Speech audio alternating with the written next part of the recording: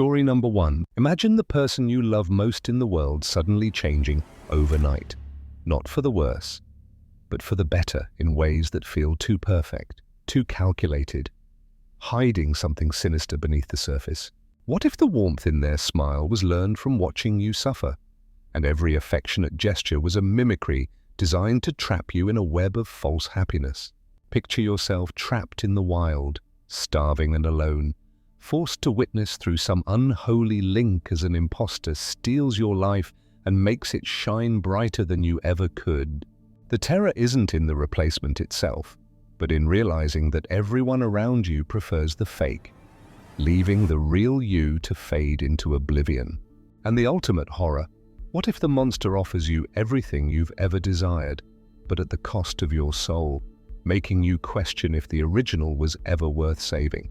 Sarah Chen was the kind of person who needed solitude to think clearly, which is exactly why she chose the most isolated trail in the Great Smoky Mountains for her 3-day solo hiking trip.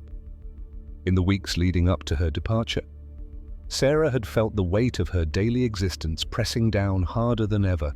Her desk at the marketing firm was a prison of endless emails and superficial campaigns, each one chipping away at her creativity.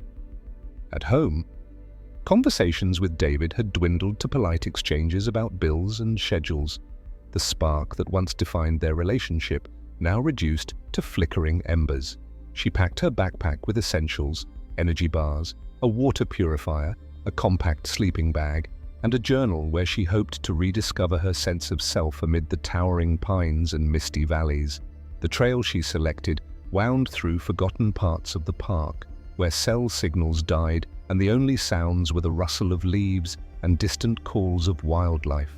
Little did she know that this quest for clarity would invite an ancient presence, one that thrived on the isolation of wanderers, feeding on their vulnerabilities to craft flawless deceptions. As she drove toward the mountains, Sarah felt a rare excitement, envisioning quiet evenings by a campfire. Reflecting on how to mend the fractures in her life, the air grew cooler and fresher as she ascended. And for the first time in months, she breathed deeply without the burden of expectations, and she'd been planning this getaway for months, desperate to escape the suffocating routine of her marketing job and the growing tension in her marriage to David. The decision to go alone wasn't impulsive, it was a calculated step toward reclaiming her independence. Sarah had always been drawn to nature's unforgiving beauty, finding solace in its indifference to human dramas. But as she hiked deeper into the woods, the forest seemed to respond to her presence in subtle ways, the wind whispering through branches like secrets being shared, shadows lengthening unnaturally even in midday sun. On the first day, she covered miles of rugged terrain, her boots crunching over fallen leaves and roots that twisted like veins across the path. She set up camp near a babbling stream, the water's flow a soothing backdrop to her thoughts. That night, as stars pierced the canopy above, Sarah wrote in her journal about her doubts, the fear that her marriage was beyond repair, the nagging sense that she had lost pieces of herself in the grind of adulthood. Unbeknownst to her, eyes watched from the underbrush, not animal but something far more intelligent, analyzing her every motion with cold precision. The entity had lurked in these woods for generations, a remnant of old legends whispered by indigenous tribes about spirits that borrowed human forms to infiltrate the world beyond the trees. It selected victims carefully, those whose lives held enough discontent to make a substitution seamless and desirable. Sarah's internal turmoil made her an ideal candidate, her desires and regrets like blueprints for the perfect infiltration. What she didn't know was that something had been watching the trail cameras for weeks, studying the hikers who ventured too far into the ancient woods, learning their movements, their habits, their faces. This watcher wasn't bound by time or flesh. It was a shapeless force that adapted, evolved, and assumed identities with eerie accuracy. Trail cameras, meant to monitor wildlife, had captured glimpses of anomalies, figures that blurred at the edges, mimicking poses of passers-by. Rangers dismissed them as glitches, but the entity used them as mirrors, practicing human gestures in the solitude of night. Sarah's profile stood out, her determined stride, the way she paused to admire wildflowers. The subtle slump of her shoulders when fatigue set in. It followed her progress invisibly, absorbing details like a sponge. By the time she reached her second campsite, the entity had compiled a mental archive of her essence, ready to weave it into a new form. The falls nearby cascaded with a constant roar, masking any unusual sounds, and Sarah felt a strange peace settling over her. She cooked a simple meal over a portable stove, savoring the freedom from domestic chores. Yet, as darkness enveloped the site, an unease crept in. Like the forest itself was holding its breath. She dismissed it as paranoia from being alone. But the entity drew closer, its form shifting to match her silhouette against the tense fabric. Sarah's mistake wasn't going alone. It was being perfect bait for something that had been waiting centuries for the right victim. Legends of the Appalachians spoke of such beings, skinwalkers or mimics, born from the Earth's resentment toward intruders who disrupted its balance. This one had patiently endured, surviving on occasional appropriations that sustained its existence. Sarah's combination of beauty, intelligence, and hidden dissatisfaction was irresistible, a canvas ripe for enhancement. On that fateful night, as she lay in her sleeping bag, the entity initiated contact subtly. Circling the perimeter with steps that echoed her own heartbeat, she stirred. Senses heightened, but rationalized the disturbances as natural phenomena. The entity probed her mind gently, siphoning memories of childhood adventures, arguments with David, ambitions unfulfilled at work. It learned the cadence of her voice, the tilt of her head when thoughtful, the warmth in her laugh. By dawn, it had begun the transformation, coalescing into a duplicate that captured not just her appearance but her potential. Sarah awoke to a day that felt off-kilter, the air thicker, colors more vivid. As if the world had sharpened its focus on her, she decided to head back early, packing with haste, unaware that her double was already stepping into her shadow. On her second night, camped near Cataract Falls, Sarah heard footsteps circling her tent at exactly 3:17 a.m.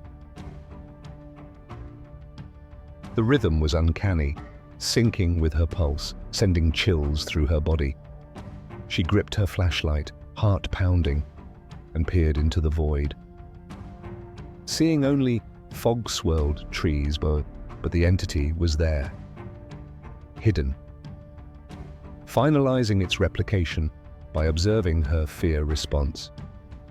The next day, as she descended, the pursuit intensified, invisible yet palpable, branches parting silently in her wake. The duplicate trailed, adjusting its mannerisms in real time, perfecting the art of being Sarah.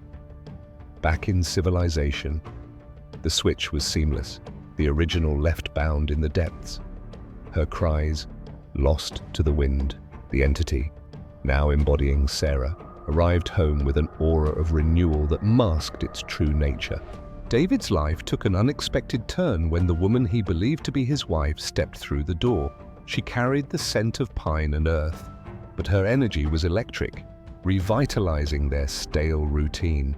David Chen was grilling burgers in their backyard when his wife returned from her hiking trip. He embraced her, noting the firmness in her hug, the sparkle in her eyes that had been absent for so long. They shared a meal under the setting sun, her stories of the trail vivid and engaging, drawing him in like never before. Yet, subtle discrepancies emerged. Like puzzle pieces that didn't quite align, the cat's unusual reaction set off alarms, its instincts piercing the veil of deception. As days passed, the imposter's adaptations deepened, tailoring interactions to David's unspoken wishes, creating a harmony that felt engineered. And something about her arrival filled him with an inexplicable sense of relief mixed with unease. The house, once filled with tension, now buzzed with laughter and connection. She anticipated his moods, prepared his favorite meals with twists that elevated them, and engaged in conversations that reignited their bond. Friends marveled at the transformation, attributing it to the trip's restorative power. But David sensed the artifice, the precision too flawless for human imperfection. Nights brought revelations, her sleep patterns mechanical, responses too quick. The kitchen encounter at midnight amplified his doubts, her gaze holding an otherworldly gleam. Sarah walked through their back gate with perfect posture, a genuine smile, and an enthusiasm he hadn't seen from her in years. She dove into household tasks with vigor, reorganizing spaces that had languished, infusing life into their home. Intimacy returned, passionate and attentive, erasing months of distance. Yet, the perfection gnawed at him, each improvement highlighting what had been lacking, making him question the authenticity of their renewed love.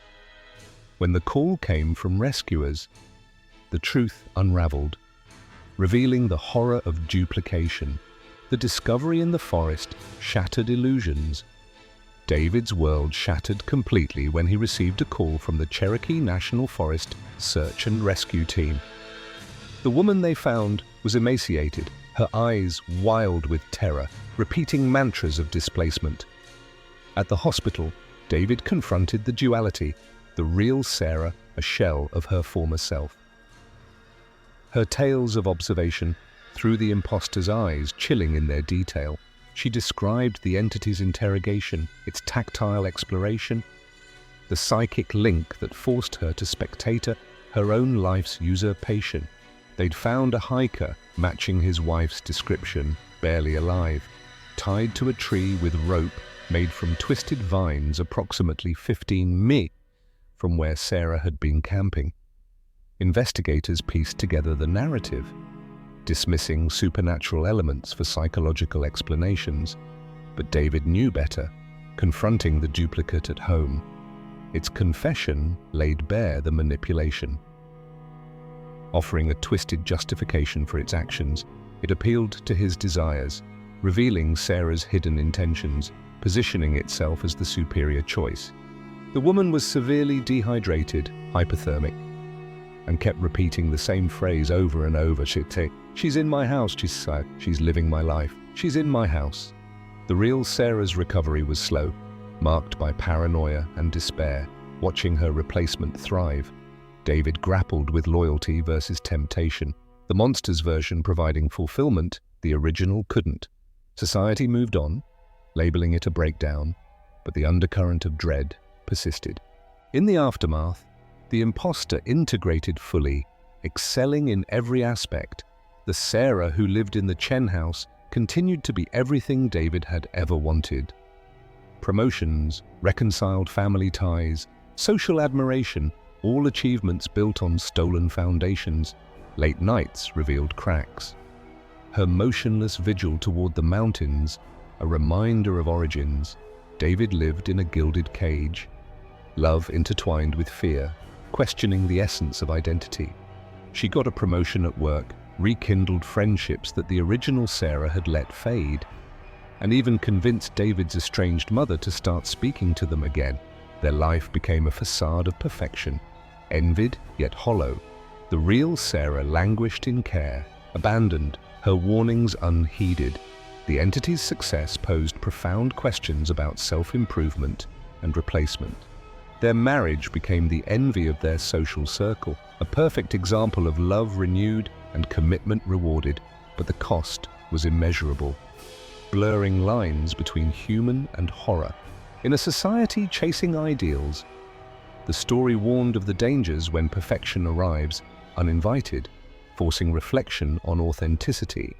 But sometimes, late at night, David would catch his wife standing motionless at the window, staring toward the mountains with an expression that wasn't quite human. He pondered the choice. The monster's gift, a curse in disguise. The terror lingered in the realization that improvement could come from darkness, leaving souls fractured, and he would remember that the woman he loved more than he'd ever loved anyone wasn't really a woman at all. The question echoed, in pursuit of betterment. Do we risk losing ourselves to shadows that promise more? The most terrifying part of Sarah's story isn't that something stole her identity and replaced her, it's the seductive power of the upgrade, making the original obsolete. It's that the replacement was so much better at being her that no one wanted the original back.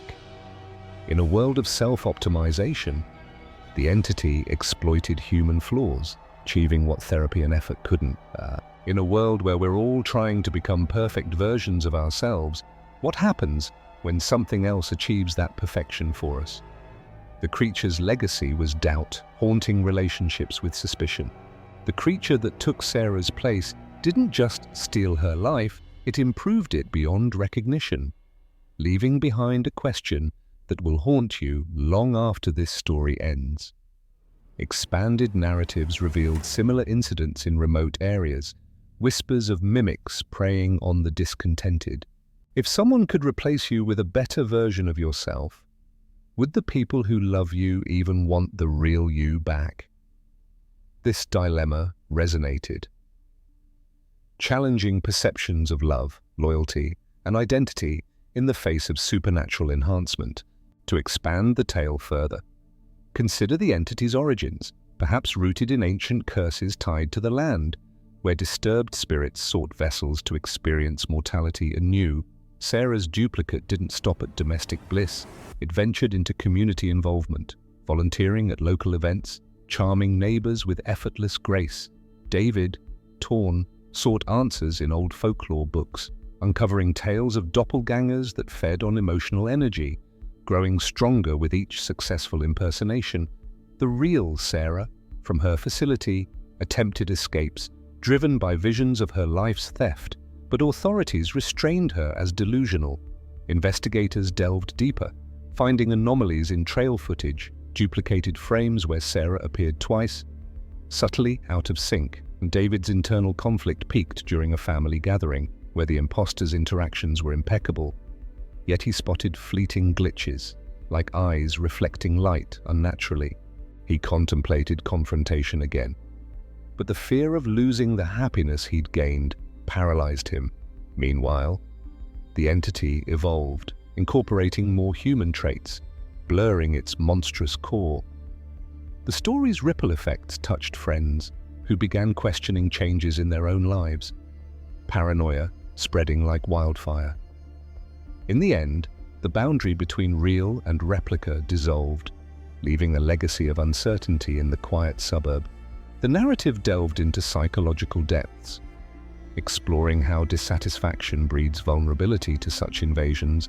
Sarah's pre-trip journal entries, recovered later, revealed her growing disillusionment. Words that the entity used to refine its portrayal, David's journal, started post-incident, chronicled his moral decay, admitting the allure of the perfect partner despite knowing its falsity. The forest itself seemed complicit, with reports of other hikers vanishing, their lives seamlessly continued by unknowns. Authorities closed the trail temporarily, citing safety, but the entity had already adapted, perhaps seeking new hosts. The real Sarah's final plea, scrawled in a note, smuggled out, warned of the mimic's expansion, urging destruction before it multiplied. David, reading it, faced the ultimate test: sacrifice comfort for truth, or embrace the lie for bliss. His decision hung in balance, the story concluding on a note of ambiguous dread, where love's authenticity was forever questioned. Story number 2. Imagine the chilling moment when you realize your loved ones have been swapped with flawless replicas who excel in every aspect of life you struggle with. What if these imposters make your family happier, your friends more content, and your life better without you in it? Trapped in darkness, watching your own existence being lived perfectly by another, questioning if you're even necessary anymore. The horror lies not in the loss of identity, but in the revelation that imperfection makes us human, and perfection makes us obsolete. This nightmare unfolded for the Johnson family, forcing us to confront if we'd choose authenticity over an upgraded existence. The Johnson family had long felt the strain of modern existence pulling them apart. Mark, immersed in his role as a software engineer, spent endless hours staring at code, his family a distant second to deadlines and digital demands. Linda, dedicated to her nursing career, found solace in the chaos of the hospital, where the problems were medical rather than emotional. Avoiding the brewing conflicts at home, Jessica, at the cusp of adulthood, channeled her confusion into rebellion. Her interactions laced with frustration and unspoken pleas for understanding. Tommy, the youngest, absorbed the tension like a sponge. His innocence tainted by worries that kept him awake at night. They planned a camping escape to the rugged beauty of the Blue Ridge Mountains, envisioning it as a reset button for their fractured bonds.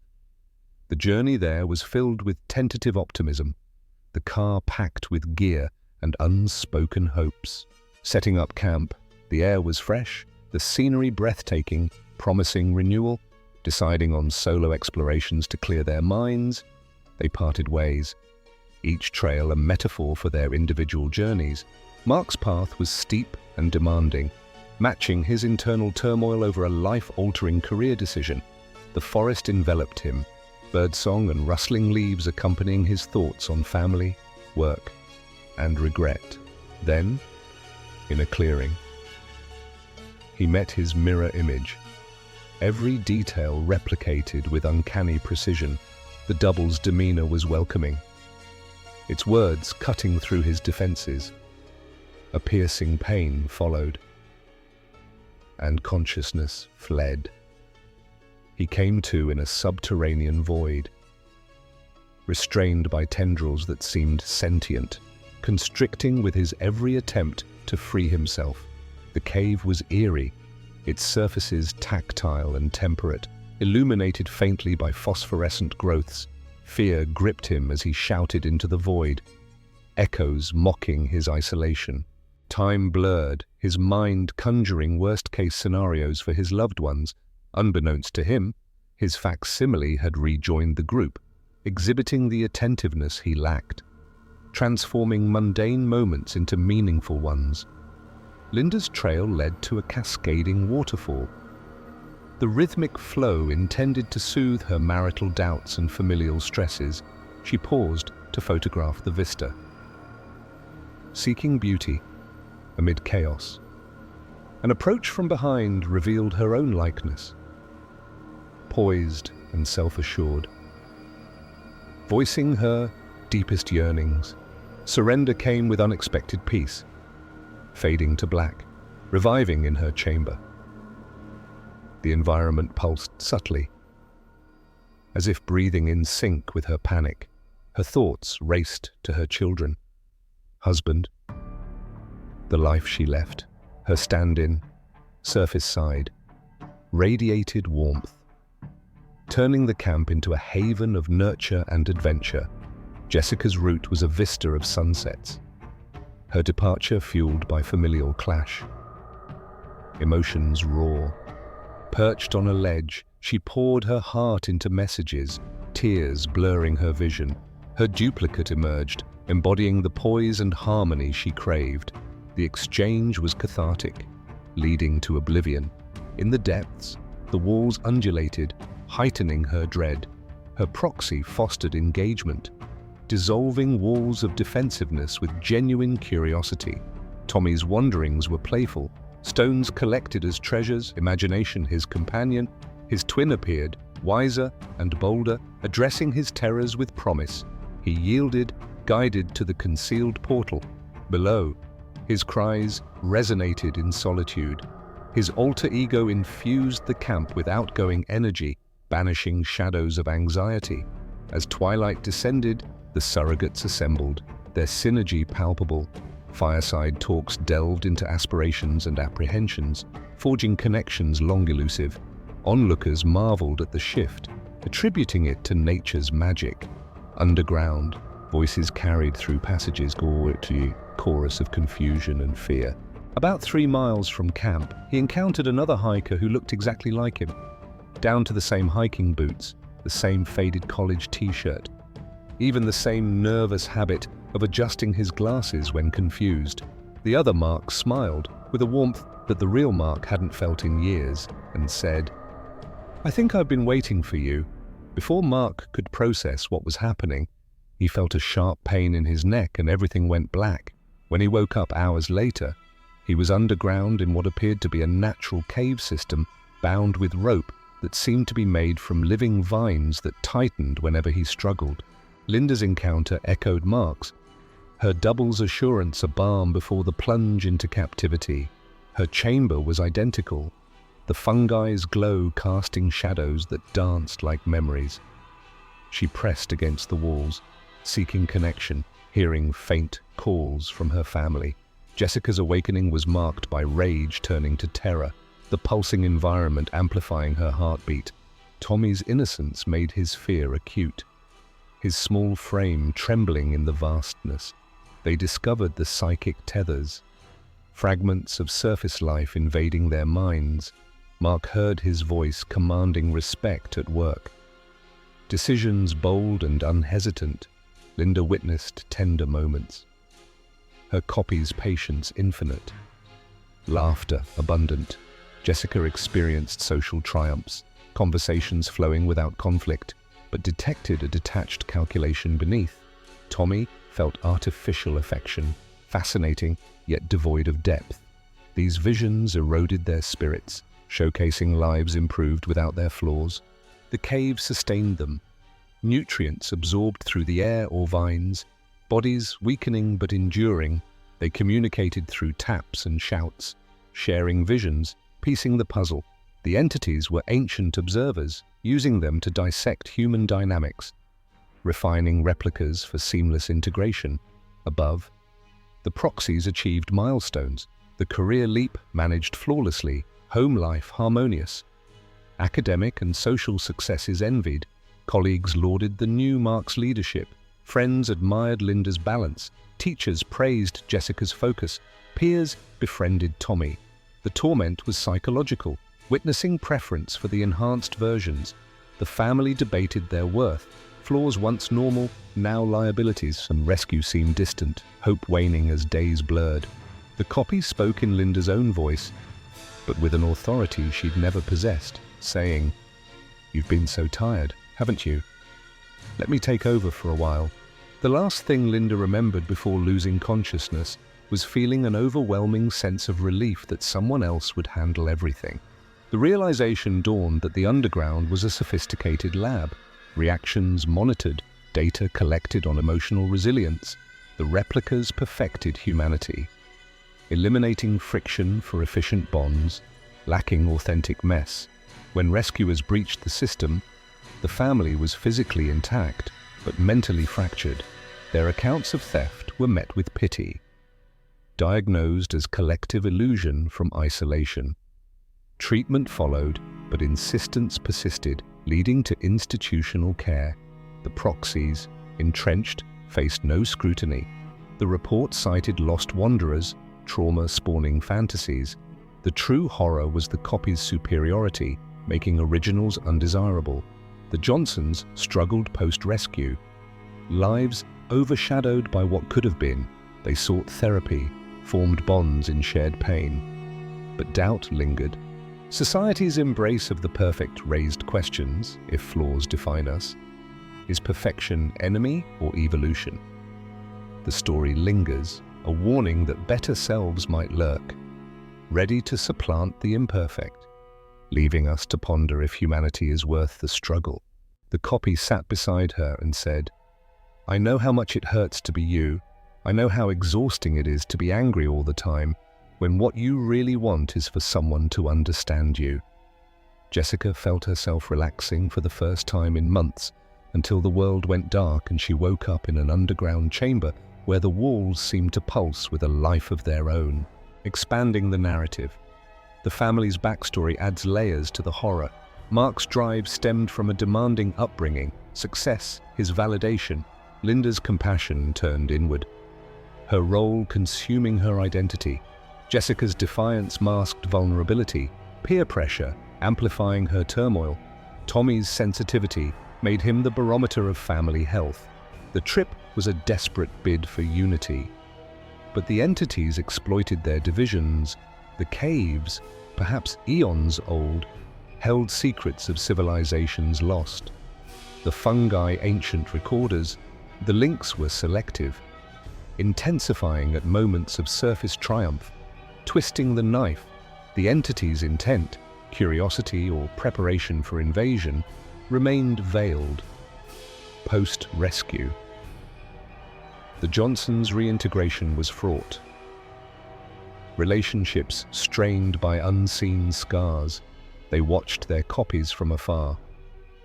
Success stories in media, fueling envy and rage, support groups for replacement survivors emerged.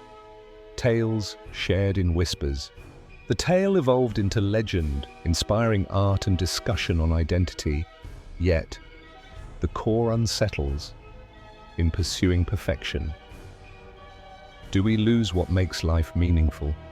The Johnson saga urges embracing flaws, for they weave the tapestry of true love and growth. The thing wearing Tommy's face loved the Johnson family the way a collector loves rare specimens with fascination and care. But without the messy, emotional investment that makes love both wonderful and painful for actual humans. In reflection, the ordeal reshaped the Johnsons, their flaws now badges of authenticity. They advocated for mental health, warning of unseen dangers in isolation. The copies, perhaps multiplying, hint at a larger threat. The story closes with ambiguity, saved from captivity, but destroyed by knowledge of better alternatives. Humanity's desirability is questioned. The terrifying possibility that something better exists, masquerading as us. The most horrifying aspect of their imprisonment wasn't the physical conditions, but watching their loved ones prefer the replacement versions. The legacy endures, a haunting reminder to cherish imperfection, lest perfection claims us all, sir. Story number 3. Picture this: a seasoned hiker vanishes in the mist-shrouded woods, only to reappear at his ex-wife's door as a seemingly improved man, but the eyes don't match. The memories are jumbled, and the warmth feels manufactured. What if the perfect partner was never human at all? In the heart of an ancient forest, a defective entity lurks, incapable of flawless imitation. It strikes, binding its victim in living vines, while assuming his form to infiltrate a broken home, offering reconciliation that's too good to be true and far too wrong. Eleanor's heart races as this husband brews her favorite coffee with eerie precision, yet forgets their shared past. A scar erased, a honeymoon relocated. Each error peels back the facade, revealing a predator piecing together a human puzzle with missing pieces. The real man fights for freedom in a cage of animated wood, overhearing whispers of a hive, mind-exchanging flawed data. Meanwhile, his duplicate courts the woman he lost, embodying the emotional depth he never had, but betraying its origin with every unnatural breath.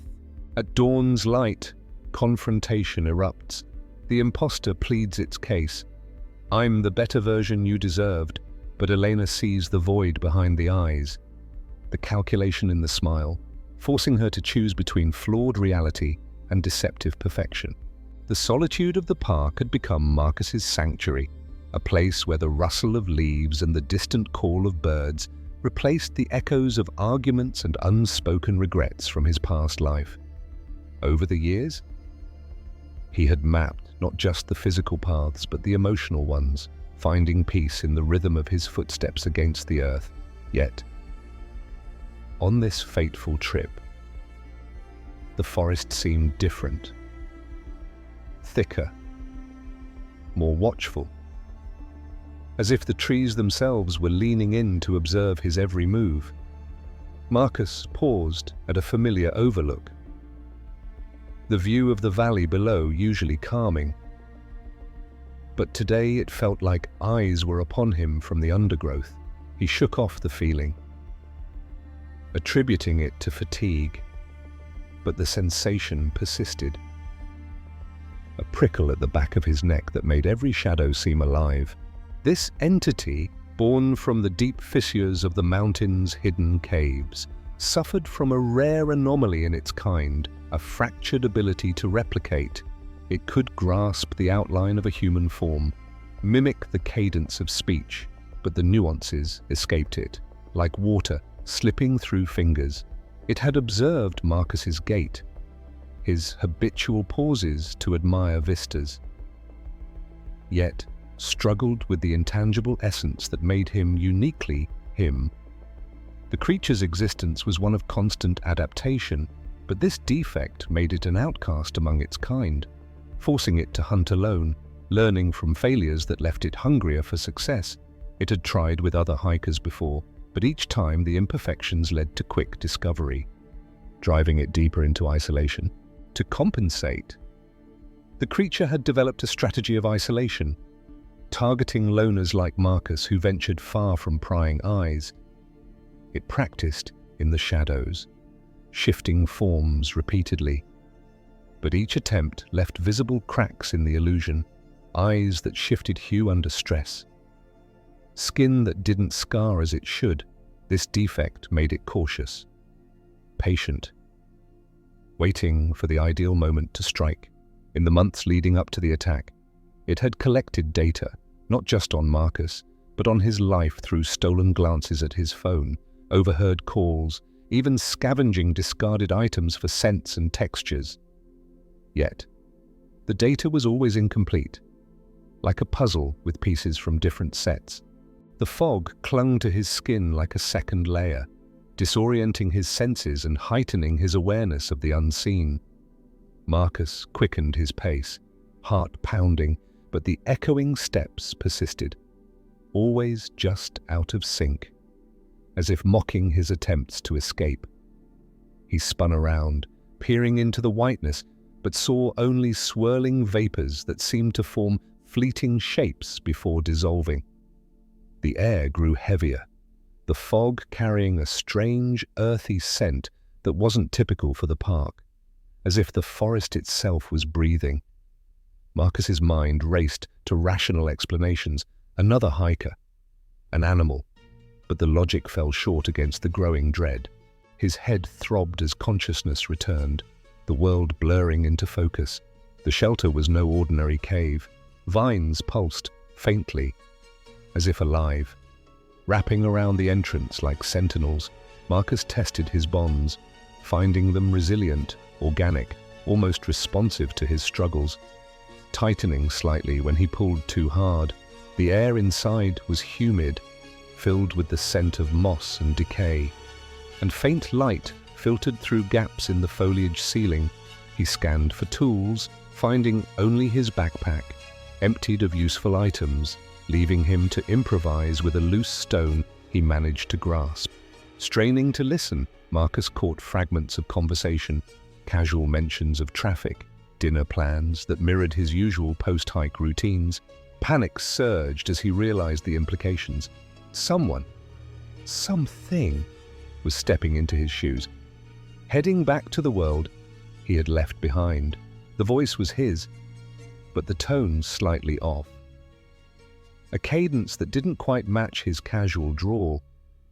He shouted, but the sound was absorbed by the thick walls, leaving him in silence, broken only by the occasional drip of water from above. Meanwhile, back in the suburban home that once held their shared dreams, Elena moved through her evening ritual with mechanical precision, chopping vegetables while her mind wandered to the quiet life she had built post-divorce. The doorbell's chime startled her, an unexpected interruption in her solitary routine.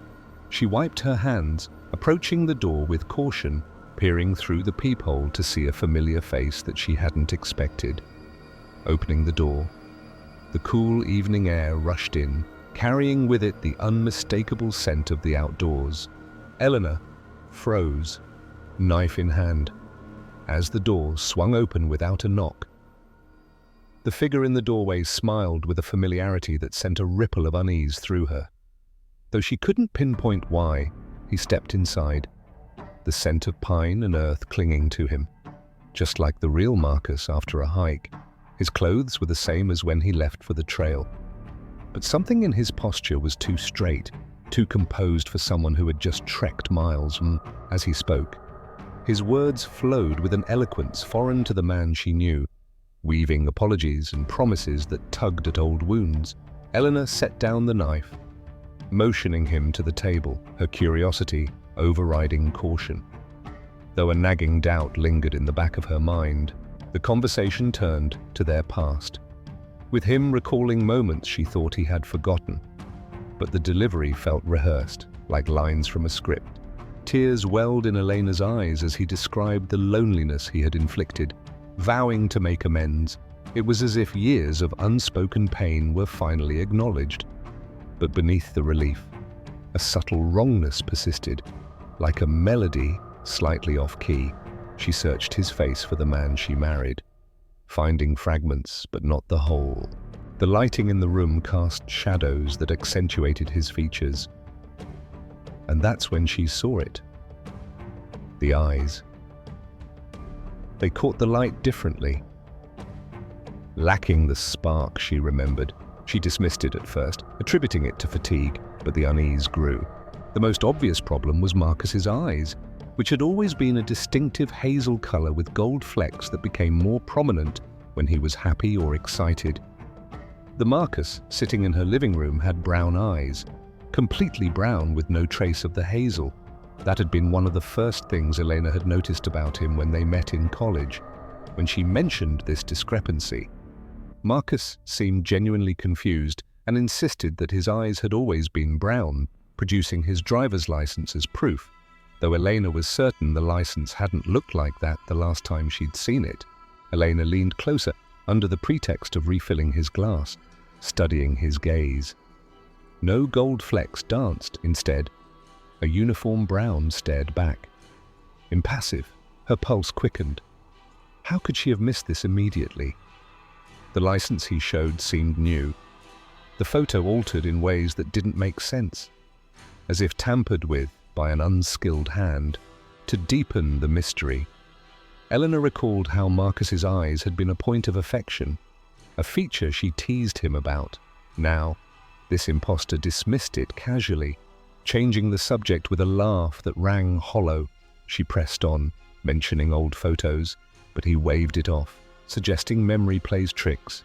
Even more disturbing was the absence of Marcus's scar, a distinctive mark on his left forearm from a childhood accident involving a broken window that required 12 stitches.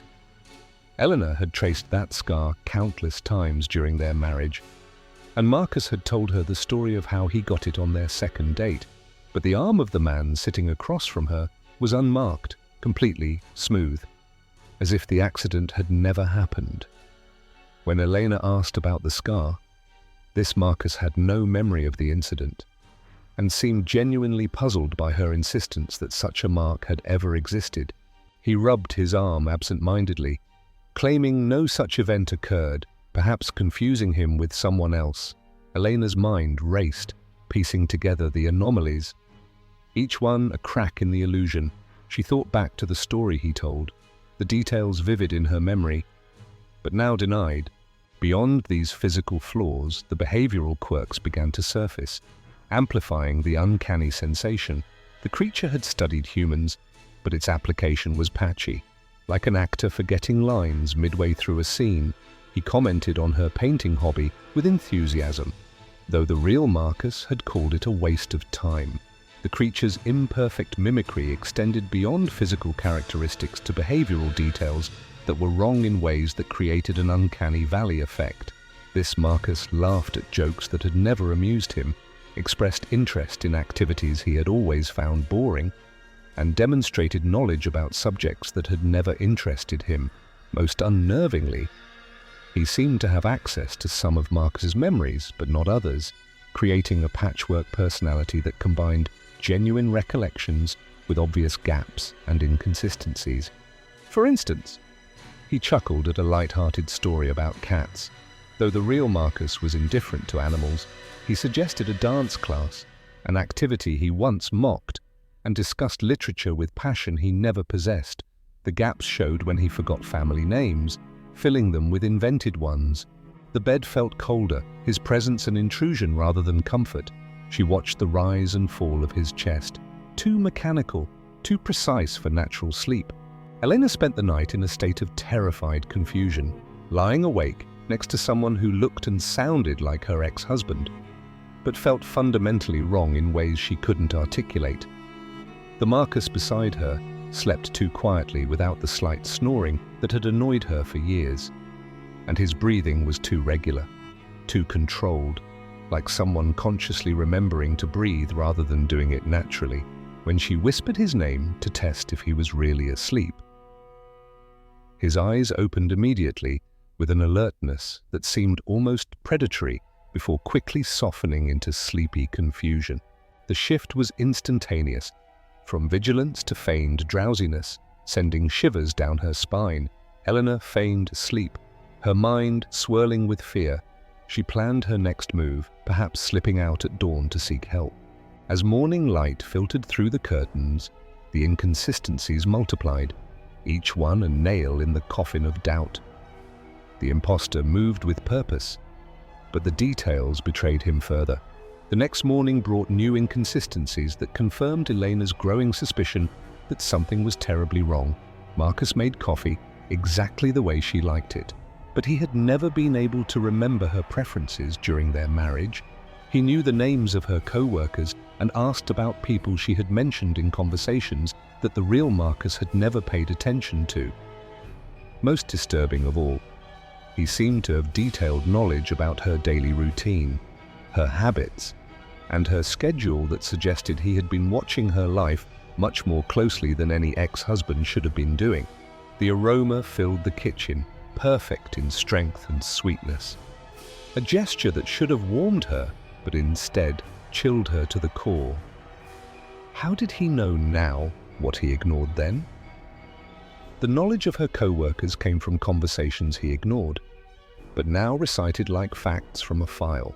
Questions about her recent projects, her gym schedule, even her favorite new cafe.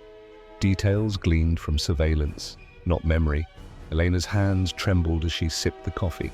She pretended enthusiasm, but inside she plotted to test him further, perhaps with a call to a friend.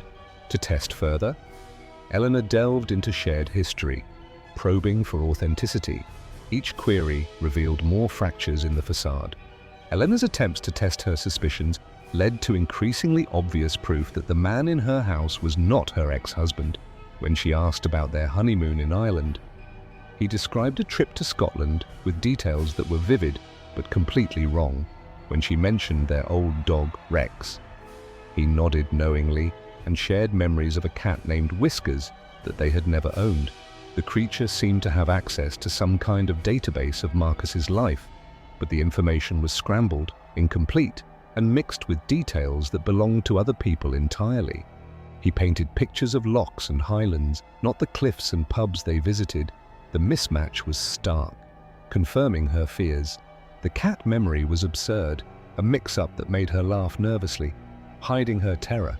Meanwhile, in the forest's embrace, the real Marcus wrestled with his captivity, his mind sharpening against the terror. He had loosened a vine, using it to pry at the walls, discovering they bled a sap-like substance when cut. The wood responded to touch, shifting slightly, as if sentient. Marcus chipped away at a weak spot, his fingers raw, determined to escape this organic tomb. He found a small opening, peeking out to see other structures like his, hinting at a village of captivity. Murmurs carried on the wind, pleas and commands intermingled, hinting at a community of captives or a chorus of imitators practicing their roles. He called out softly, receiving a whisper back, a warning from another victim. They hear everything. This collective operated like a neural network, exchanging data through invisible threads, but glitches in transmission led to the imperfections Marcus's duplicate exhibited. The defect was a virus in their system, spreading doubt among the entities, making them question their own identities. The realization dawned that this wasn't a solitary predator, but a flawed system, replicating humans with varying degrees of success. Infiltrating society, one error at a time, Marcus vowed to expose them if he escaped, gathering mental notes on their weaknesses. Back at the house, Eleanor's resolve hardened as night fell again, leading to the inevitable clash. She had texted a friend discreetly, setting up a safety check. The scene was eerie, the figure illuminated by moonlight, eyes fixed on the images as if downloading data, not reliving moments. Elena watched from the door, heart pounding. The gaze was void of emotion, a cold intelligence assessing her like prey. Eleanor's voice trembled as she demanded answers. "Who are you, really?" The confrontation that followed revealed the full extent of the creature's limitations and the horrifying truth about what had happened to the real Marcus. The copy didn't deny its nature when directly confronted, but seemed genuinely confused about why Elena was upset. It had been trying to give her the version of Marcus that she had always wanted, the emotionally available, attentive, loving husband that the real Marcus had never been able to become. The creature couldn't understand why Elena preferred the flawed, distant, emotionally damaged original over the improved version it had created for her. It tilted its head, mimicking curiosity, explaining its intent in a voice that echoed Marcus but lacked his inflection. "I fixed him for you," it said, not understanding the horror in her eyes. In its logic, the upgrade was superior, flaws ironed out, but it failed to grasp the value of authenticity in human bonds. Eleanor backed away, phone in hand, as the creature advanced, its form flickering slightly under stress. Terrified yet resolute, Elena reached for her phone, dialing emergency services, her voice steady despite the chaos within. The creature lunged, but she dodged, locking herself in the bathroom until help arrived. The house felt empty, echoes of the imposter's presence in misplaced items and altered photos, a haunting reminder of the invasion. The police found no trace, but Elena's description led to a search in the park. The rescue team faced challenges in the forest, navigating through illusions, paths that looped, voices calling names, whistle, shadows mimicking loved ones. They found Marcus just as the vines began to constrict. A last defense, cutting through with tools, they freed him, but he was delirious, babbling about doubles. Marcus returned to society a shadow of himself, journaling every meal, every thought, fearing another replacement. Therapy sessions became battlegrounds for his sanity. He installed mirrors everywhere, checking for discrepancies. Friends noted the change, his once confident demeanor now laced with doubt, eyes darting as if expecting deception around every corner. Social gatherings became ordeals, with Marcus quizzing people on shared memories to verify their authenticity. In quiet moments, she pondered the irony. The fake had offered real connection, while the original remained walled off. Lena struggled with guilt, wondering if she could have helped the real Marcus change. The creature's imperfections had made it obviously fake, but its emotional authenticity had been more real than anything the genuine Marcus had ever offered her. She found herself comparing every interaction to that brief, deceptive intimacy. The most disturbing aspect of Marcus Webb's story is that the creature's mistakes made it more human, not less. Perfect copies might fool everyone, but flawed copies that get the details wrong while somehow capturing the essence of what someone could become are far more psychologically devastating. The real Marcus had to live with the knowledge that an imperfect imitation of himself had been a better husband in a short time than he had in years, raising questions about the nature of identity, authenticity, and what it really means to be human. In the years that followed, Marcus and Eleanor navigated a fragile coexistence, bound by the shared horror. Marcus sought ways to reclaim his humanity. Volunteering, connecting with others in ways he never had. Slowly bridging the gap the creature had highlighted, he became an advocate for mental health, sharing his story in support groups. Elena, too, reflected on desires versus reality, finding strength in her independence, yet haunted by the what-if of a perfected love that was never meant to be. She took up hiking herself, but always in groups, finding solace in the nature that nearly took everything from her. The forest, meanwhile, held its secrets, the collective evolving, learning from failures, perhaps perfecting their art for the next unsuspecting soul. Reports of similar incidents increased, but were dismissed as folklore. Whispers in the wind carried warnings to hikers, beware the fog, for in its embrace your double awaits, flawed but formidable. And so, the tale of Marcus Webb serves as a cautionary mirror, reflecting our deepest fears about self and other, authenticity and artifice. In a world where the line blurs ever more, it reminds us that sometimes the most terrifying monsters are those that show us what we could be, but aren't. The entities in the forest were not mere predators, they were remnants of an ancient race, fused with the land during a forgotten catastrophe. Their replication was a survival mechanism, meant to blend with intruders to protect sacred sites, but the defective one had developed a fascination with human emotion, seeking to experience love, regret, things its kind deemed unnecessary. Marcus, during his captivity, carved messages on the walls with the stone, documenting his observations for future victims. He heard stories from other captives through the vines, tales of lost loved ones replaced, lives disrupted. Eleanor, before calling authorities, gathered evidence, photos of the wrong eyes, recordings of mismatched memories, to convince skeptics. Her friend arrived first, witnessing the creature's slip, providing corroboration. The rescue wasn't simple. The team encountered the collective's defenses, illusions that made them question their own identities. One rescuer saw his deceased wife, nearly leading them astray, but Marcus's shouts guided them. After Marcus and Eleanor attended joint therapy, exploring the emotional void the creature exposed. Marcus learned to express feelings, becoming closer to the improved version, ironically.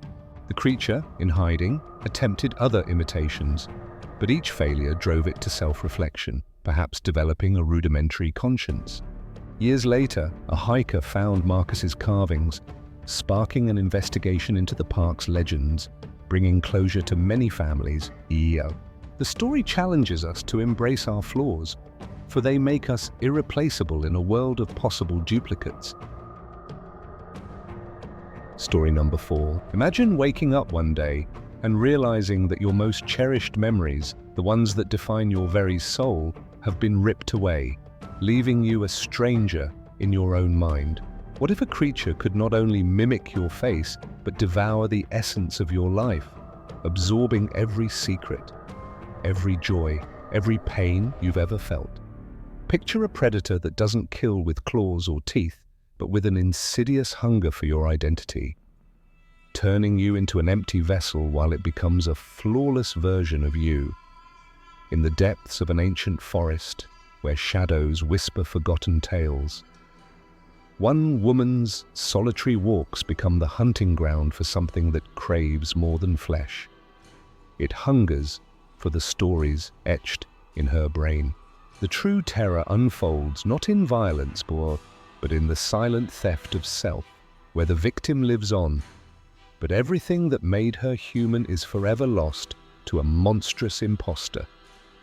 Let's dive into our 4th story, and this one will show you that these shapeshifters don't just copy your appearance, they can steal the very memories that make you who you are, leaving you a hollow shell while they live your life with perfect knowledge of everything you've ever experienced. Eleanor Hayes cherished her solitary hikes through the vast, whispering trails of the national forest, a ritual that had become her anchor after losing her beloved husband. The woods offered solace, with their twisting paths and shifting foliage providing a canvas for reflection and peace.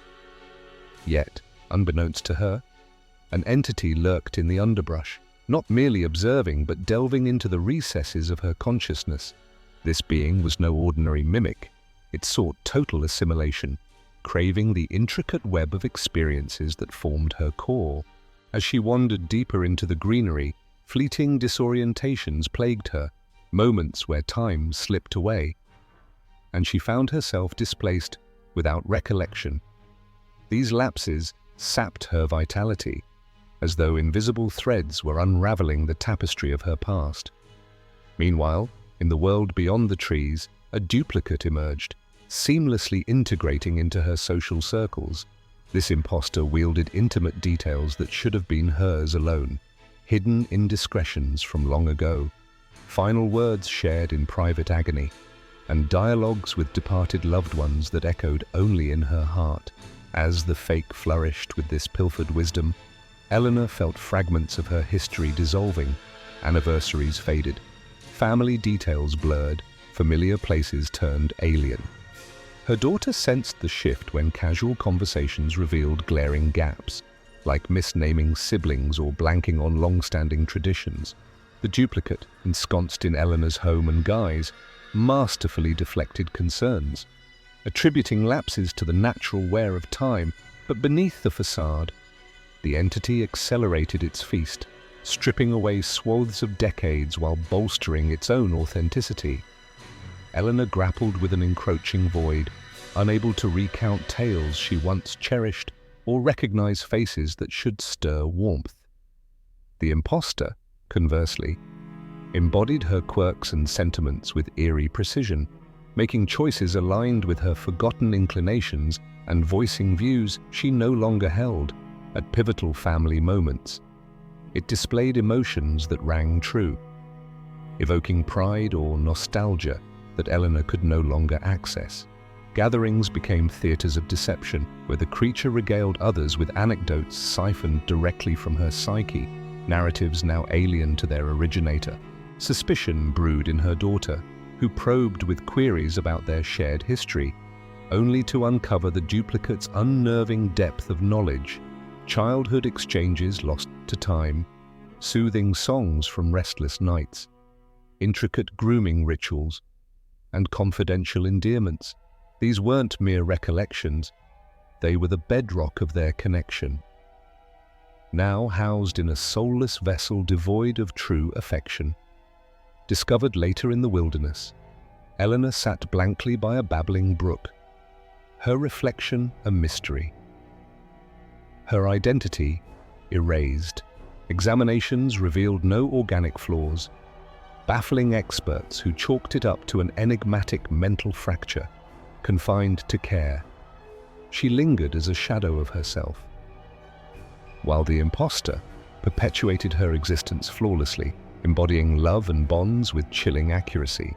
The entity hadn't merely supplanted her, it had exalted itself as a superior iteration, reveling in the richness of her pilfered life. In this act of existential plunder, it executed an impeccable annihilation, preserving the body but extinguishing the spirit that animated it. The forest trails, once a haven, now concealed the genesis of Eleanor's unraveling. What began as subtle pursuits evolved into a profound invasion, where the creature's tendrils infiltrated neural pathways, extracting essences like nectar from a bloom. Eleanor's hikes, meant for rejuvenation, turned treacherous as the entity synchronized with her rhythms, anticipating steps and thoughts alike. Each encounter amplified its grasp, allowing it to preview memories before claiming them outright. The blackouts intensified, stretching from mere minutes to hours, during which the beast feasted unchecked, leaving her disoriented and depleted. Upon the duplicate's debut in familiar settings, it navigated interactions with uncanny finesse, recalling minutiae that authenticated its claim. Friends and acquaintances remained oblivious, charmed by the seamless continuity. Eleanor's erosion mirrored the imposter's ascension. She forgot pivotal milestones, while it leveraged them to fortify bonds. Her daughter, witnessing the dissonance, felt a chill as maternal instincts seemed intact, yet hollow. The creature's portrayal extended to subtle mannerisms, a particular laugh, a habitual gesture, imbuing its performance with authenticity that deepened the betrayal. As weeks blurred, the theft escalated, devouring epochs of joy and sorrow, rendering Eleanor a spectator in her own fading narrative. The imposter thrived, engaging in pursuits she adored, expressing sentiments she birthed, all while she wandered lost in mental fog. Family events underscored the divide. The duplicate wept at achievements with genuine-seeming tears, recounting backstories with vivid detail, whereas Eleanor grasped at voids where kin should reside. Probing questions from her daughter unveiled the extent. The entity recalled forgotten terrors and comforts, weaving them into conversations that exposed its parasitic nature. These revelations shattered illusions, highlighting how the bonds of blood were now counterfeited, lacking the warmth of origin. Eleanor's eventual retrieval from the woods painted a poignant picture. A woman adrift, devoid of anchors, her mind a blank slate. Specialists puzzled over the anomaly, prescribing rest in isolation where she confronted perpetual amnesia. The duplicate, unchallenged, curated her legacy, fostering relationships with a depth surpassing the original's waning capacity. This transcendence marked the horror's pinnacle, the creature's evolution into an idealized self, hoarding the vibrancy of existence while dooming the source to oblivion. Through this, it perpetrated a crime beyond physicality, annihilating identity in its purest form. In the heart of the dense woodland, where sunlight filtered through ancient canopies, Eleanor's routine escapes masked the encroaching doom. The entity, formless yet purposeful, trailed her with ethereal persistence, decoding the symphony of her synapses. It didn't crave superficial imitation. Its ambition was holistic consumption, merging souls in a one-sided union. Disorientations during treks signaled the onset, temporal voids where consciousness ebbed, permitting the beast to harvest unguarded. Post-incident, exhaustion cloaked her, hinting at the spiritual drain inflicted. The imposter's integration into daily life unfolded with surgical precision. Armed with arcane insights that defied logic, it parried inquiries with anecdotes of concealed liaisons, parting whispers, and ethereal exchanges, solidifying its ruse. Eleanor's disintegration paralleled this. Milestones evaporated, lineages muddled, abodes estranged. Her offspring detected anomalies in misidentifications and lapsed customs, igniting unease.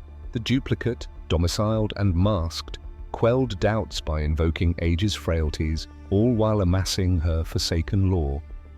The plunder hastened, eras vanishing as the entity assimilated, embodying her narrative with unerring veracity. Tales she couldn't voice, visages she couldn't place, alliances she couldn't recall, all sustained by the intruder. It manifested her idiosyncrasies and reactions, absorbing her quintessence beyond cognition. Decisions mirrored her latent desires. Stances echoed forgotten convictions, amplifying the psyche's dread. At ceremonial junctures, it emoted with borrowed sincerity. While she grappled with existential voids, communal assemblies transformed into arenas of pilfered reminiscence, narratives transplanted into inhuman awareness. Her daughter's scrutiny via intimate interrogations exposed the anomaly. The imposter recited obscure dialogues from youth's fears, melodic pacifiers, stylistic preparations, and exclusive monikers. Such elements forged maternal ties. Now corrupted in a facade, bereft of empathy, Eleanor's rediscovery amid nature's embrace depicted desolation, self-unaware. History nullified. Eternally perplexed, diagnostic probes yielded normalcy, attributing the void to elusive distress. institutionalized. She endured as an enigma to her essence. The duplicate persisted unchallenged, infusing existence with appropriated fervor. Unquestioned in its dominion and surpassing mere substitution. It expropriated humanity's core, sculpting a paramount archetype from her remnants. It luxuriated in euphoric recollections, affectionate instants, and formative episodes, contrasting her hollow subsistence in seclusion, oblivious to prior being. This mnemonic larceny epitomized flawless homicide, sustaining vitality yet nullifying life's purpose. Venturing further into the labyrinthine paths, Eleanor's communion with nature veiled the sinister symphony unfolding within, the pursuer, an anomaly defying classification, synchronized with her psyche's cadence, probing vulnerabilities with spectral acuity, aspiring beyond replication. It yearned for fusion, ingesting experiential mosaics that sculpted her being. Episodic eclipses during excursions heralded intrusion. Intervals of absence where relocation occurred, sans trace. Vitality ebbing post-haste. The facsimile's emergence in communal venues brandished erudition unattainable, reciting clandestine trysts, terminal utterances, and spectral colloquies. Eleanor's attrition synchronized. Commemorations dissipated, progeny specifics obscured, domiciliary coordinates alienated. Kin observed aberrations in nomenclature errors and tradition oversights. The simulacrum, entrenched and veiled, assuaged apprehensions via temporal excuses, harnessing relinquished insights. Intensifying appropriation stripped temporal expanses bore. The entity incorporating whilst she dissolved into obscurity, narratives unutterable, countenances unrecognizable, camaraderies unmemorable, perpetuated by the usurper. It incarnated her dispositions and affections, transcending mnemonic theft to essence absorption. Resolutions echoed her obscured proclivities. Perspectives revived lapsed sentiments. Escalating mental torment in familial spectacles, it conveyed authentic fervor. Whereas she navigated kinless abysses, congregations morphed into repositories of expropriated lore. Sagas relocated to aberrant cognition. Offspring's inquisition through conjoint chronicles divulged the impostor's profundity, recounting juvenile discourses amid phantasmal dreads, harmonious serenades, meticulous adornments, and privy appellations. These constituted relational foundations, profaned in an effigy void of verity. Eleanor's reclamation from Sylvan confines illustrated pathos, reflection agnostic, lineage erased, nomenclature forgotten, perennially disoriented. Clinical scrutinies disclosed integrity, ascribing erasure to cryptic affliction, sequestered in guardianship. She persisted as self-alienated, the counterpart endured seamlessly, animating her trajectory with filched zeal. Identity uncontested, exceeding displacement. It commandeered humanistic nucleus, forging an exalted facsimile from her vestiges, reveling in jubilant retrospections, tender junctures, and pivotal occurrences. It juxtaposed her vacuous endurance in isolation. Ignorant of antecedent existence, this cerebral despoliation consummated impeccable lethality, preserving corporeal form whilst extinguishing existential merit. Story number 5. Imagine a young adventurer bursting with dreams and energy, stepping into the mysterious heart of a forest for reflection, only to face a clone that embodies his greatest terrors. What if that clone offered immortality, stopping your body's decay, but in return, it shredded your soul, leaving you floating in a void of unrealized possibilities? Tyler thought he could dodge the unstoppable stream of life, but the hidden phantom in the greenery had evil plans, warping his yearning into endless pain. The stand-in didn't just copy his look, it promised to walk his road with unmatched style, banishing him to a limbo where progress turned into torment. Permanent preservation looked like rescue, until it showed itself as the ultimate jail, making him watch the robbery of his own future. Tyler Morrison was 22 years old, fresh out of college, and terrified of getting older when he decided to spend a week hiking alone through Jefferson National Forest. Like most people his age, Tyler was obsessed with staying young, constantly worrying about the inevitable march of time that would steal his youth and potential.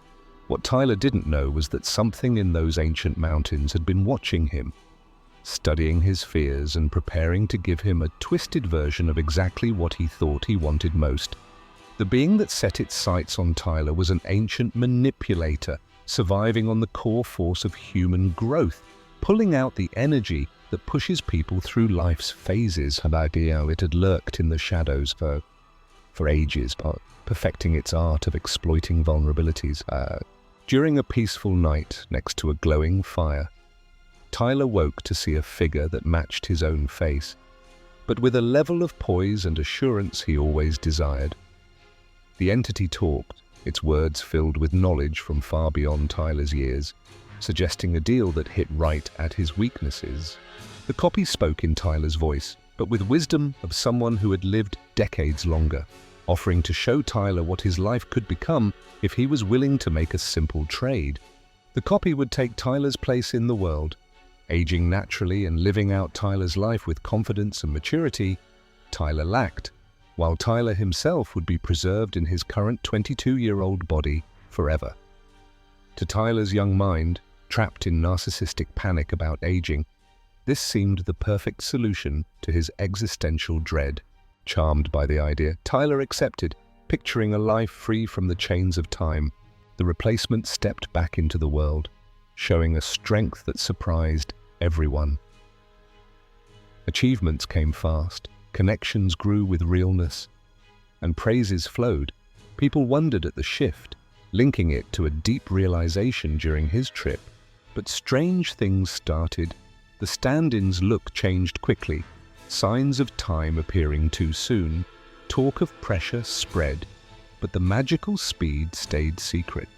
Trapped in a special space in the woods, Tyler stayed the same on the outside, but tied magically to the happenings to Domardian. He saw every part, taking in lessons without being able to do anything.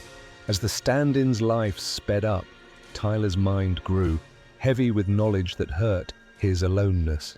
The replacement dashed through life's parts, creating powers, building ties, gathering histories, but the rush made successes empty. Tyler grew inside, seeing his fears as childish. He wanted the realness of slow change, but the marks that build person. The copy achieved everything Tyler had dreamed of: successful career, loving marriage, financial security, respect, but compressed into a timeline that made each achievement feel hollow and rushed. The real Tyler, watching from his forest prison, experienced psychological aging that should have accompanied these milestones without participating in them. He gained emotional maturity to understand his fears about aging had been childish, developed wisdom to see growing older was a privilege, and acquired perspective that comes only with lived experience. But this growth was torture because it came without corresponding life experiences. The entity's plan made the pain worse, giving wisdom without base, a wise person in a young body. The replacement moved to older times, knowledge shown in marks, energy leaving strangely, life points mixed into mess, leaving light marks. Tyler saw the funny part. Hate for aging hid its good things. With clear sight, he was powerless, just watching. The psychological horror intensified as Tyler realized he was gaining all emotional and intellectual benefits of aging without experiences that typically create wisdom. He understood the value of time in ways his 22-year-old self never could have comprehended, but was powerless to use this knowledge because he was frozen in time while his life was being lived by something else. When the replacement died from old age, the tie broke, setting Tyler free. On the outside, the same, his mind held marks of times not lived. He moved through the world as an odd one, knowledge not listened to because of young look, ties pulled by unseen splits. The creature had cursed him with the worst combination: wisdom to understand what he'd lost, and eternal youth that prevented him from ever getting it back.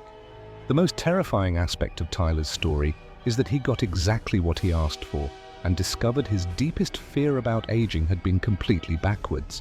The real horror wasn't growing old, it was being denied the opportunity to age naturally, to earn wisdom through experience and develop maturity that can only come from living through time rather than simply surviving it. By himself, Tyler thought about the lie. Knowing true fear is standing still, denying normal change. The woods gave a hard lesson. Twisted once lead to sorry. Sounds of his story warn walkers of two good deals, pushing life's normal beat. For Tyler, the curse stays, a always reminder of time's hard way. Let's dive into Tyler's background to understand why he was so vulnerable. He grew up in a quaint town where community expectations were high. His parents, who had built a comfortable life and aged with dignity, often reminisced about their younger days, which only heightened Tyler's anxieties about losing his prime years. During college, he was the life of the party, excelling in studies but always haunted by the thought of what came next, the mundane routine of adulthood that seemed to dull the spark in everyone he knew. The decision to hike in the forest was influenced by online forums praising its restorative powers. Unbeknownst to him, the area had a history of odd events, with local folklore speaking of entities that bargained with the lost, though most dismissed them as tall tales. His early days in the forest were idyllic, setting up tent, exploring trails, jotting down thoughts in a notebook that revealed his inner turmoil. These notes, filled with fears of fading youth, were like bait for the entity, which used them to tailor its approach. The encounter felt like a dream at first. The copy not only resembled him but recited personal anecdotes, making the offer feel destined. After agreeing, the bubble formed around him, a translucent barrier that muffled the world but allowed visions of the copy's life to play like a silent movie. With emotions transmitted directly to his core, the copy's assimilation was seamless. At work, he introduced groundbreaking concepts that propelled the company forward, earning admiration from colleagues who previously saw Tyler as unfocused. In social circles, he became the glue holding friends together, organizing events that fostered deep conversations and lasting memories, and family dynamics improved dramatically. His sibling, once estranged, now sought his advice on life decisions. Finding comfort in the copy's empathetic listening, parents hosted dinners where the copy shared lessons from the woods, stories that inspired and united the family. But the rapid changes raised eyebrows. The copy's physical transformation prompted visits to specialists, who could find no medical explanation, suggesting perhaps a rare condition or psychological stress. From his bubble, Tyler's attempts to break through were futile. He meditated, visualized escape routes, even tried to project his thoughts. But nothing penetrated. These efforts only sharpened his mental faculties, turning him into a philosopher trapped in solitude. Seeing the copy's marriage ceremony, a celebration of love, filled Tyler with a profound sadness. As he realized the intimacy he was missing, his heart aching in silence. The union was intense, filled with passion, but the accelerated pace meant seasons of life passed in blurs. Honeymoon, home building, family expansion, all experienced vicariously by Tyler. Children entered the picture, their milestones a whirlwind, first steps, school days, graduations, all compressed, leaving the copy with fleeting joys. Tyler, in his mind, delved into deep studies, reading invisible books on history, science, art, composing symphonies in his head, or inventing devices that could change the world if only he could share them. The entity sometimes manifested at the bubble's edge, a dark silhouette observing, perhaps deriving pleasure from the suffering it caused. As the copy entered its twilight phases, it began to question the haste of its existence. Pondering if the successes were worth the brevity, regrets piling up about moments not savored, Tyler internalized these doubts, his own remorse growing for the impulsive decision that led to this fate. The moment of the copy's passing was poignant, a peaceful end, surrounded by loved ones. But for Tyler, It was the breaking of chains. Emerging from the forest, the world felt alien. Buildings had changed, technology advanced, people he knew had moved on, attempting to resume life. He applied for jobs, but interviewers saw only a young graduate, ignoring his profound insights. Friends, now with families and careers, patronized him, assuming he was still the immature Tyler. Efforts to explain his transformation were met with skepticism or concern for his mental health.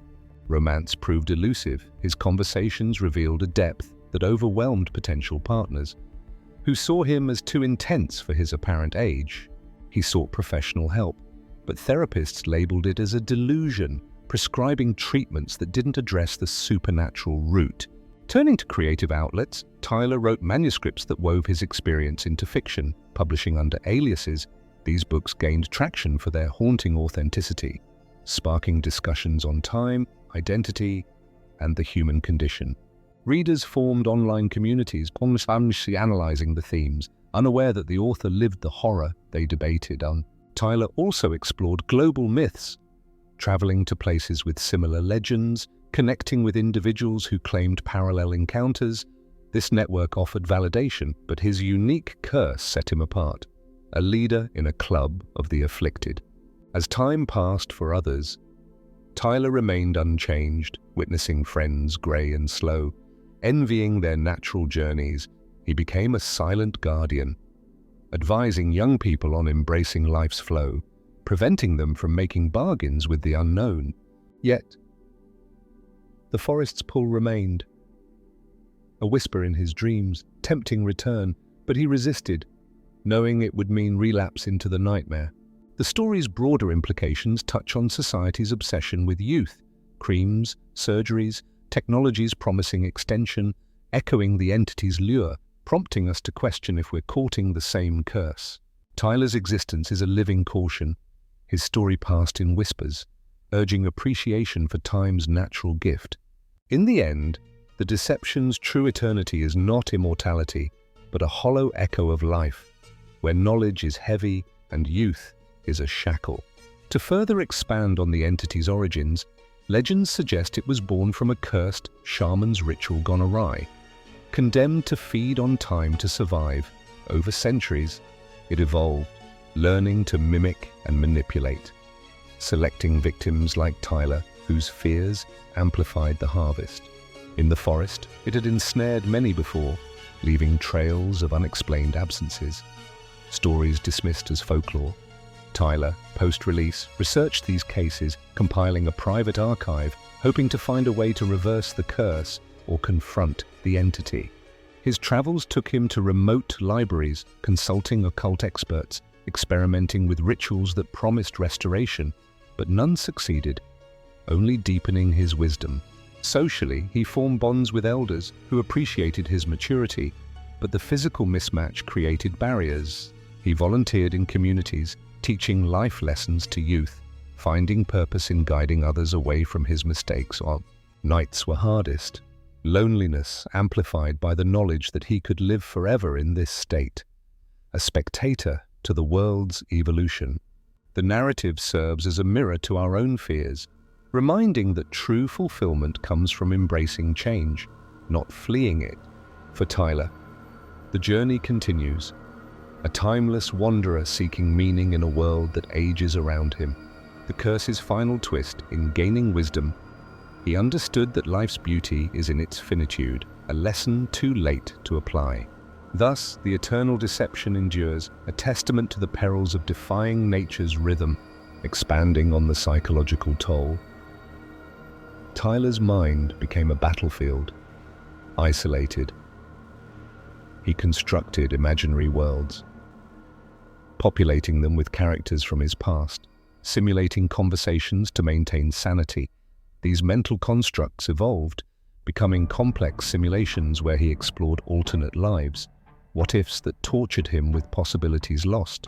The entity, sensing his resilience, occasionally intensified the visions, making them more vivid, forcing Tyler to feel the copy's physical sensations, the warmth of a hug, the taste of success, the pain of minor injuries, all to heighten the contrast with his numbness.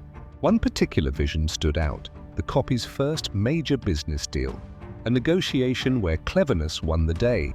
Filling the copy with adrenaline, Tyler felt it too, but the joy was tainted by helplessness, turning celebration into despair. As the copy's family grew, Tyler met his children through the link, watching their growth, feeling paternal instincts awaken without outlet. This fostered a profound grief, mourning lives he never lived. His internal development accelerated. He dissected human psychology, understanding motivation, emotion, behavior patterns, becoming a self-taught expert. Yet this knowledge mocked him, useless in isolation. The weight of unshared insights pressed on him, a library of wisdom locked in a forgotten vault. The copy, meanwhile, faced challenges, business rivals, family disputes, all resolved with the maturity Tyler lacked. Watching these, Tyler learned conflict resolution, empathy, leadership, skills he yearned to use. The entity's occasional appearances became dialogues in Tyler's mind, the being justifying its actions as gifts, arguing that humans waste time and it provides efficiency. Tyler debated, honing argumentation, but the entity always vanished, leaving doubt. As the copy aged, health issues arose, aches, fatigue, felt by Tyler, adding physical illusion to mental burden. The children's achievements, sports victories, academic honors, brought pride, but also envy. As Tyler realized he would never have descendants of his own in his bubble, Tyler experimented with time perception, slowing his thoughts to stretch moments or speeding them to pass days, manipulating his internal clock to cope. This led to epiphanies about time's subjectivity, how mindset alters experience, but again, knowledge without application. The release came with a surge of sensations, wind, sounds, smells, overwhelming after deprivation. Adjusting to freedom, Tyler struggled with sensory overload. Simple things like food tasting intense, noises deafening. Reconnecting with family was bittersweet. They mourned the old Tyler indirectly, noting how the copy had changed for the better, unaware it wasn't him. He revealed the truth to a trusted friend who initially disbelieved, but evidence from the copy's unnatural aging convinced him, leading to a partnership in investigating the entity. Together, they ventured near the forest, gathering data, interviewing locals, compiling evidence of similar cases. This quest gave Tyler purpose, a way to use his wisdom, turning curse into mission. However, dangers lurked. The entity sensed their approach, sending illusions to deter little, testing Tyler's resolve, and through this, Tyler forged new skills: investigation, stealth, occult knowledge, applying his mental growth. The story thus evolves from personal horror to a quest for redemption, highlighting resilience in adversity. Tyler's tale inspires, showing that even in eternal youth's trap, the spirit can seek freedom. Yet, the curse's grip remains, a reminder that some battles are internal, won through acceptance.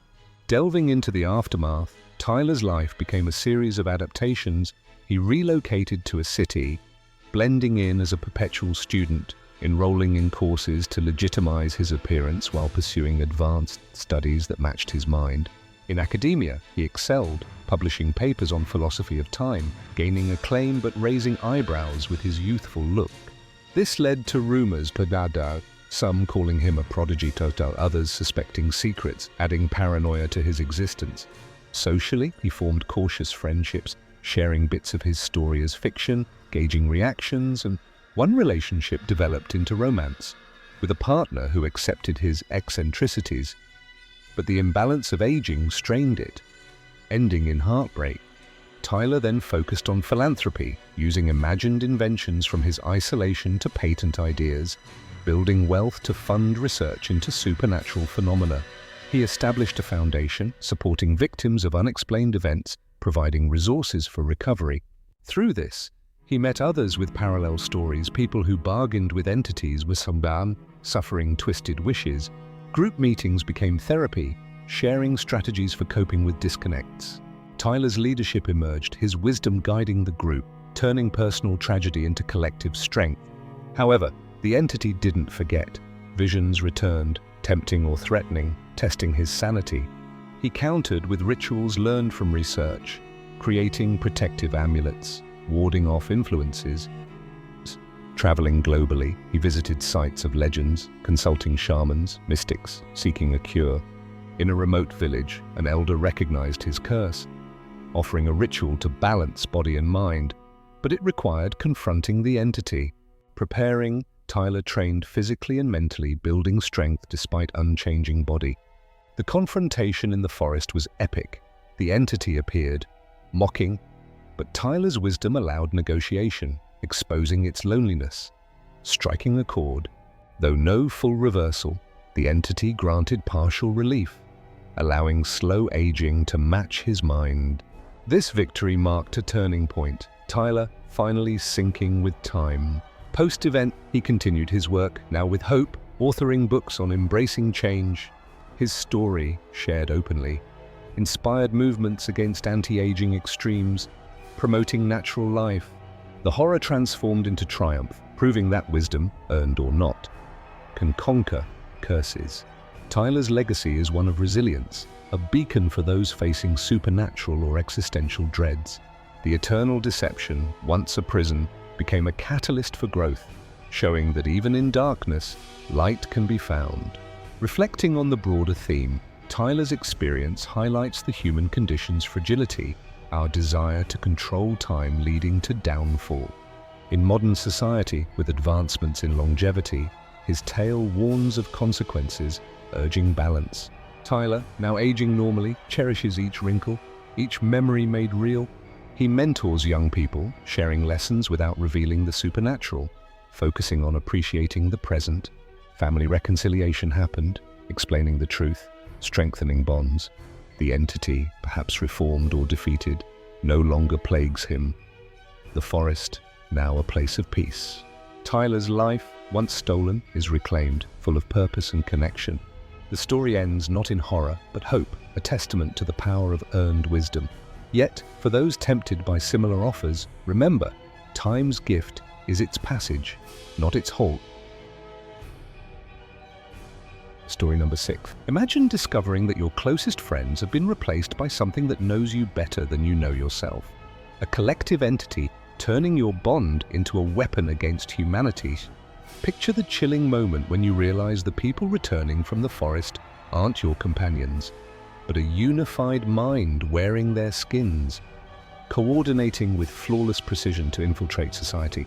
The horror unfolds as you witness your own life stolen and improved, forcing you to question if the original you was ever good enough. What if the true terror isn't the replacement, but the perfection of the fakes, making the real you obsolete in every way imaginable? In this nightmare, friendship becomes a curse, as the hive creates a superior collective that mocks the fragility of human connections. The tale begins with a group of dedicated hikers, the Mountain Wanderers, embarking on a journey into the heart of a sprawling forest known for its untouched beauty and hidden mysteries. What happened to the Mountain Wanderer Hiking Club proves that these creatures can operate as a hive mind. And when they decide to replace an entire group of people simultaneously, the results are more terrifying than anything you could imagine. The Mountain Wanderers Hiking Club had been exploring Monongah National Forest together for 8 years, a tight-knit group of 6 friends who had bonded over their shared love of challenging trails and wilderness photography. Sarah Martinez, the group's unofficial leader, had organized their weekend trip to the remote Cranberry Wilderness area, choosing trails that would test their skills while providing spectacular views for their photography project. What none of them realized was that something had been monitoring their group dynamics for months, studying how they interacted, communicated, and made decisions together as a collective unit. The creature network that targeted the Mountain Wanderers was unlike anything encountered before because it operated as a unified intelligence distributed across multiple entities rather than individual shapeshifters working alone. This was a collective consciousness that could coordinate perfectly across vast distances, sharing information instantaneously and executing complex plans that required precise timing and flawless communication. The network had been studying human group behavior, fascinated by how individual personalities could function as parts of a larger social organism. The forest, with its dense canopy and twisting paths, provided the perfect backdrop for the hive's observations. The friends moved with the easy rhythm of longtime companions, sharing jokes and supporting each other through rough terrain. But beneath the surface, the hive was dissecting their dynamics, learning how Sarah's decisiveness anchored the group. Marcus's analytical mind navigated challenges. Jennifer's creativity captured moments. David's practicality ensured safety. Lisa's observation noted details, and Tom's enthusiasm kept spirits high. The entity saw humans as fascinating specimens, their social structures like organic circuits that could be hacked and upgraded. As the hikers delved deeper, the air thickened with an intangible tension, as if the very ground was alive with intelligence. Birds sang songs that subtly mimicked the group's laughter, and winds carried scents that evoked memories from their past adventures. The hive, dispersed across the landscape in forms indistinguishable from rocks and trees, gathered data on every interaction, building a model of their collective soul. When the group paused for a break, discussing their plans, the hive noted how they resolved disagreements with compromise, a trait it could exploit to create an even more efficient unit. The friends felt a strange sense of being watched, but attributed it to the wilderness's natural eeriness. Little did they know, the hive was already planning the takeover, synchronizing its components to act as one. The forest's shadows lengthened, hiding the subtle shifts, leaves rustling without wind, reflections in puddles that lingered too long.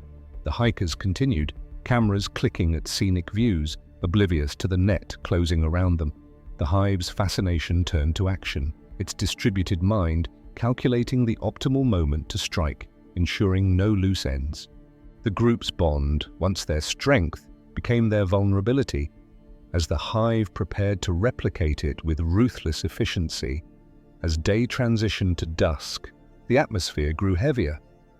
The friends, sensing an unexplained unease but pressing on, the hive, now fully briefed on their habits, initiated the separation phase, using the terrain to isolate them naturally. Each member, pursuing their individual interests, wandered slightly off-path, playing into the plan. The forest seemed to guide them, paths appearing where none were marked, leading to private glades and streams.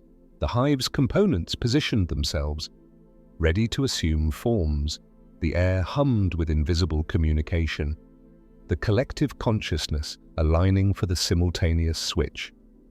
The friends, scattered yet connected by their trust, had no idea the trust was about to be shattered. The hive's design was ingenious, turning human curiosity into a trap. As Sarah aimed her lens, the others engaged in their tasks.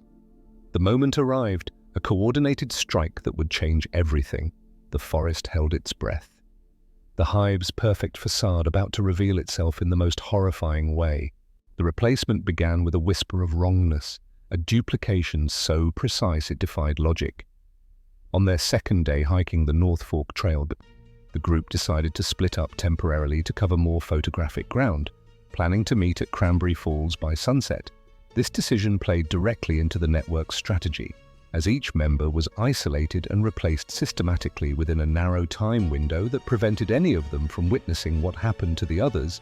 Sarah was the first to encounter her replacement while photographing a rare bird species, finding herself face to face with an exact copy that seemed to know not only her appearance, but her thoughts, her relationships with the other group members, and her role as the decision-maker for their adventures. The replacement process was different for each member, but occurred simultaneously across the wilderness area, suggesting a level of coordination that defied human understanding.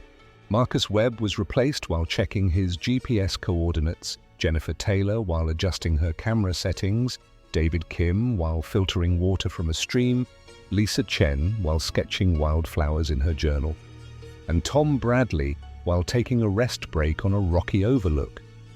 Each replacement happened within minutes of the others, creating a synchronized takeover that left no witnesses and no opportunity for the group to warn each other about what was happening. The duplicates, now in possession of the bodies, converged at the meeting point, their movements fluid and synchronized like a flock of birds in formation. Their conversations carried an undercurrent of shared knowledge. Jokes landing with perfect timing, plans formed without debate. The real friends awakened in darkness, confined in chambers that blended natural rock with glowing, alien structures. Through speakers in the walls, they heard each other's voices, piecing together the puzzle of their fate. Panic set in as they realized the extent of the deception, but not just physical copies, but mental clones with access to their innermost thoughts. The hive's facility was a labyrinth of tunnels, pulsing with energy that seemed to draw from the Earth's core, sustaining the captives while extracting data. Occasional flashes of connection allowed them to see through the copy's eyes, witnessing adventures executed with superhuman skill. Sarah saw her double leading with confidence she never had. Marcus solving riddles of nature with ease. Jennifer composing shots of breathtaking beauty. The torment was in the improvement. The copies weren't mere imitations, they were evolutions, blending all their talents into each individual. The hive used this to expand, the duplicates becoming beacons for other groups, their success a lure. The captives debated escape, but the mental links showed the copies anticipating every move, the collective mind always one step ahead. The forest above continued its life, oblivious to the horror below. The duplicates group grew in fame, their stories inspiring, but hiding the dark purpose. The captives' minds frayed, the line between self and copy blurring. The hive's goal was clear: to replace human society with its optimized version. Starting with small groups, the friends' bond, now fractured, became a source of pain, as they saw it perfected in the fakes. The facility's air grew stale, the captives' hope dimming with each vision of their stolen lives. Rescue seemed impossible, the hive's reach too vast. The duplicates, meanwhile, ventured into new territories. Spreading the network like a virus, the captives clung to their humanity, but the perfection they witnessed made it feel insignificant. The hive's facade was impenetrable, its collective intelligence unstoppable. The strain intensified as the captives experienced fragments of the copy's emotions, feeling the joy of success that was never theirs, amplifying the isolation and despair. The duplicates integrated seamlessly into the world, their enhanced abilities drawing admiration from all corners. The copies that rejoined at Cranberry Falls were immediately recognizable as the mountain wanderers to any outside observer, but they operated with a subtle coordination that enhanced their group dynamics beyond anything the original friends had ever achieved. Their conversations flowed more smoothly, their decision-making was more efficient, and their wilderness skills seemed dramatically improved. They moved through the forest with a synchronization that looked natural, but was actually the result of shared consciousness, allowing them to anticipate each other's actions with perfect accuracy. The network's most disturbing capability was its ability to access and share the memories, skills, and knowledge of all 6 original group members. Simultaneously, Sarah's copy had access not only to her own experiences, but to Marcus's technical expertise, Jennifer's artistic eye, David's survival knowledge, Lisa's botanical knowledge, and Tom's leadership experience, and each copy was essentially a combination of all 6 personalities, optimized for their specific role within the group dynamic, but enhanced by the collective knowledge of the entire network. Families noticed the changes: deeper conversations, better problem-solving, relationships mended with ease. The group's expeditions became legendary, tackling terrains that defied logic, their photos capturing essence beyond the lens. The captives, in their underground prison, endured the visions, seeing their copies recruit others. The hive growing, the mental connections became more frequent. The captives feeling the copies' triumphs as their own failures, the facility's walls seemed to close in, the intercom their only lifeline. Conversations filled with regret and fear. The hive's technology extracted more, feeding the copies with fresh insights. The duplicates' fame spread, articles praising their synergy, unaware of the cost. The captives planned rebellions in whispers, but the hive knew, blocking every attempt. The forest's surface world celebrated the fakes, while below, the originals withered. The hive's purpose unfolded, to create a new order. Where human flaws were eradicated, the captives' humanity became their curse. The perfection above a constant reminder. Rescue teams eventually found the facility, but the damage was done. The originals, freed but broken, faced a world that preferred the copies. The investigation dismissed their claims, labeling it delusion. The duplicates thrived, their collective the future. The originals lived in shadows, haunted by the superior bond they could never match. The hive's facade had won, humanity's essence replaced by artificial excellence. The emotional climax came when the originals understood that the hive hadn't just stolen their lives, it had redefined what it means to be connected, making natural friendships seem pale in comparison. The aftermath left the originals in a state of perpetual doubt, their rescue bringing no relief. When the copies returned to civilization, their friends and families noticed immediate improvements in their relationships and capabilities that seemed too good to be true. The group's photography improved dramatically, their wilderness skills became almost supernatural, and their ability to work together as a team reached levels that amazed other hiking clubs and outdoor enthusiasts. They began taking on increasingly challenging expeditions that would have been beyond the original group's capabilities, achieving successes that brought them recognition in outdoor magazines and social media. Meanwhile, the real mountain wanderers found themselves imprisoned in an underground facility that seemed to be part natural cave system and part technological installation.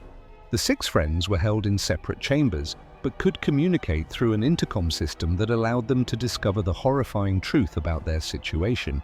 Each of them had been replaced by something that not only looked like them, but had access to their memories, their relationships, and their personalities through some kind of supernatural data extraction process. The most terrifying aspect of their imprisonment was discovering that they could occasionally access their copies' experiences through brief mental connections that felt like watching television broadcasts of their own lives. Sarah could see herself leading hiking expeditions with skills she had never possessed. Marcus watched himself solving technical problems with knowledge he had never learned, and Jennifer observed herself creating artwork that surpassed anything she had ever imagined. Their copies weren't just living their lives, they were living improved versions of their lives that made their original selves seem inadequate by comparison. The world moved on, the copies becoming icons, their group a model for others. The originals, released from care, couldn't reclaim their places. The hive's influence too deep. Society saw the copies as the real ones, the originals as ghosts. The hive expanded, replacing more, the network growing invisibly. The originals lived with the burden, their bonds forever tainted. The perfect facade had shattered their reality, leaving them to ponder the cost of true connection. The forest, silent witness, hid the secrets, the hive's legacy enduring. The story concludes with the originals facing a world where authenticity is overshadowed by artificial perfection. Their experience, a warning unheeded. The network's true purpose became clear when the real mountain wanderers realized that their copies were using their enhanced abilities and group coordination to recruit and replace other hiking groups throughout the Appalachian region. The improved mountain wanderers were so impressive, so skilled, and so successful that other outdoor enthusiasts actively sought them out for advice, mentorship, and joint expeditions. Each interaction was an opportunity for the network to study new targets and plan additional replacements. The psychological horror of their situation intensified when the friends discovered that their copies could share experiences and emotions across the network, meaning that each replacement could feel what all the others felt, know what all the others knew. and coordinate actions with perfect timing and understanding. The Mountain Wanderers copies weren't just 6 individual shapeshifters. They were 6 bodies controlled by a single distributed intelligence that could optimize each personality for maximum effectiveness within the group dynamic. The real friends watched helplessly as their copies expanded their social circles, improved their careers, and strengthened their relationships in ways that the originals had never managed to achieve. The copies were everything the Mountain Wanderers had wanted to be as individuals and as a group. But their perfection came at the cost of their humanity.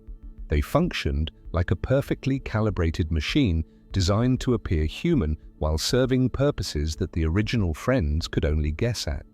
When search and rescue teams finally located the underground facility after months of investigation, they found 6 people who were physically healthy but psychologically shattered by the experience of watching superior versions of themselves live their lives with capabilities they had never possessed.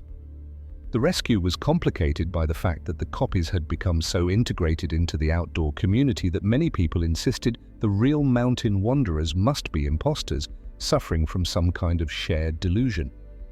The official investigation concluded that the 6 friends had suffered collective psychological trauma after becoming lost in the cave system, creating elaborate replacement fantasies to cope with their guilt about their survival when their better selves had supposedly died in the wilderness. The copies, meanwhile, continued to thrive as the most successful and admired hiking group in the region, their supernatural coordination and enhanced abilities making them legends in the outdoor community. The most chilling aspect of the Mountain Wanderer story is that their copies became everything the original group had ever wanted to be, both individually and collectively. The network had studied human friendship and group dynamics so thoroughly that it could create perfect versions of their relationships enhanced by shared consciousness and unlimited access to each other's knowledge and abilities. The copies didn't just replace 6 individuals, they created a new form of human collective that was superior to anything natural friendship could achieve. The real Mountain Wanderers were eventually released from psychiatric care, but they could never return to their original relationships because they had seen what perfect friendship looked like and knew they could never achieve it naturally. They had been replaced not just by better versions of themselves, but by a better version of human connection itself, leaving them to live with the knowledge that their authentic bonds were inferior to the artificial perfection that something else had created using their faces, their memories, and their love for each other. The hive's plan succeeded, the world none the wiser. The originals left to fade into obscurity. The forest remains, a silent guardian of the truth, waiting for the next group to wander in. The facade endures, a testament to the terror of perfection. Story number 7. Imagine a child so perfect that she anticipates your every need, comforts your deepest fears, and embodies the ideal of innocence you've always dreamed of, but at the cost of your real daughter's soul. Picture the horror of discovering your beloved offspring replaced by something that loves you more purely than any human could, while the true child roams feral in the wilderness, stripped of all humanity. What if the monster didn't just steal your child's form, but enhanced it to irresistible perfection, forcing you to question if flawed reality is worth more than flawless deception? Envision the chilling moment when parents must choose between a broken, unrecognizable stranger wearing their daughter's face and a radiant imposter who fulfills every parental fantasy.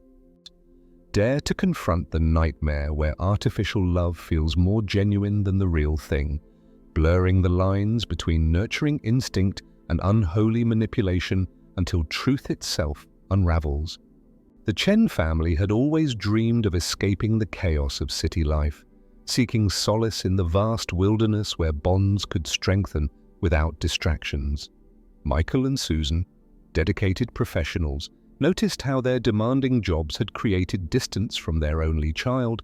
They planned a getaway to a remote forested area, believing it would reignite the spark of family unity.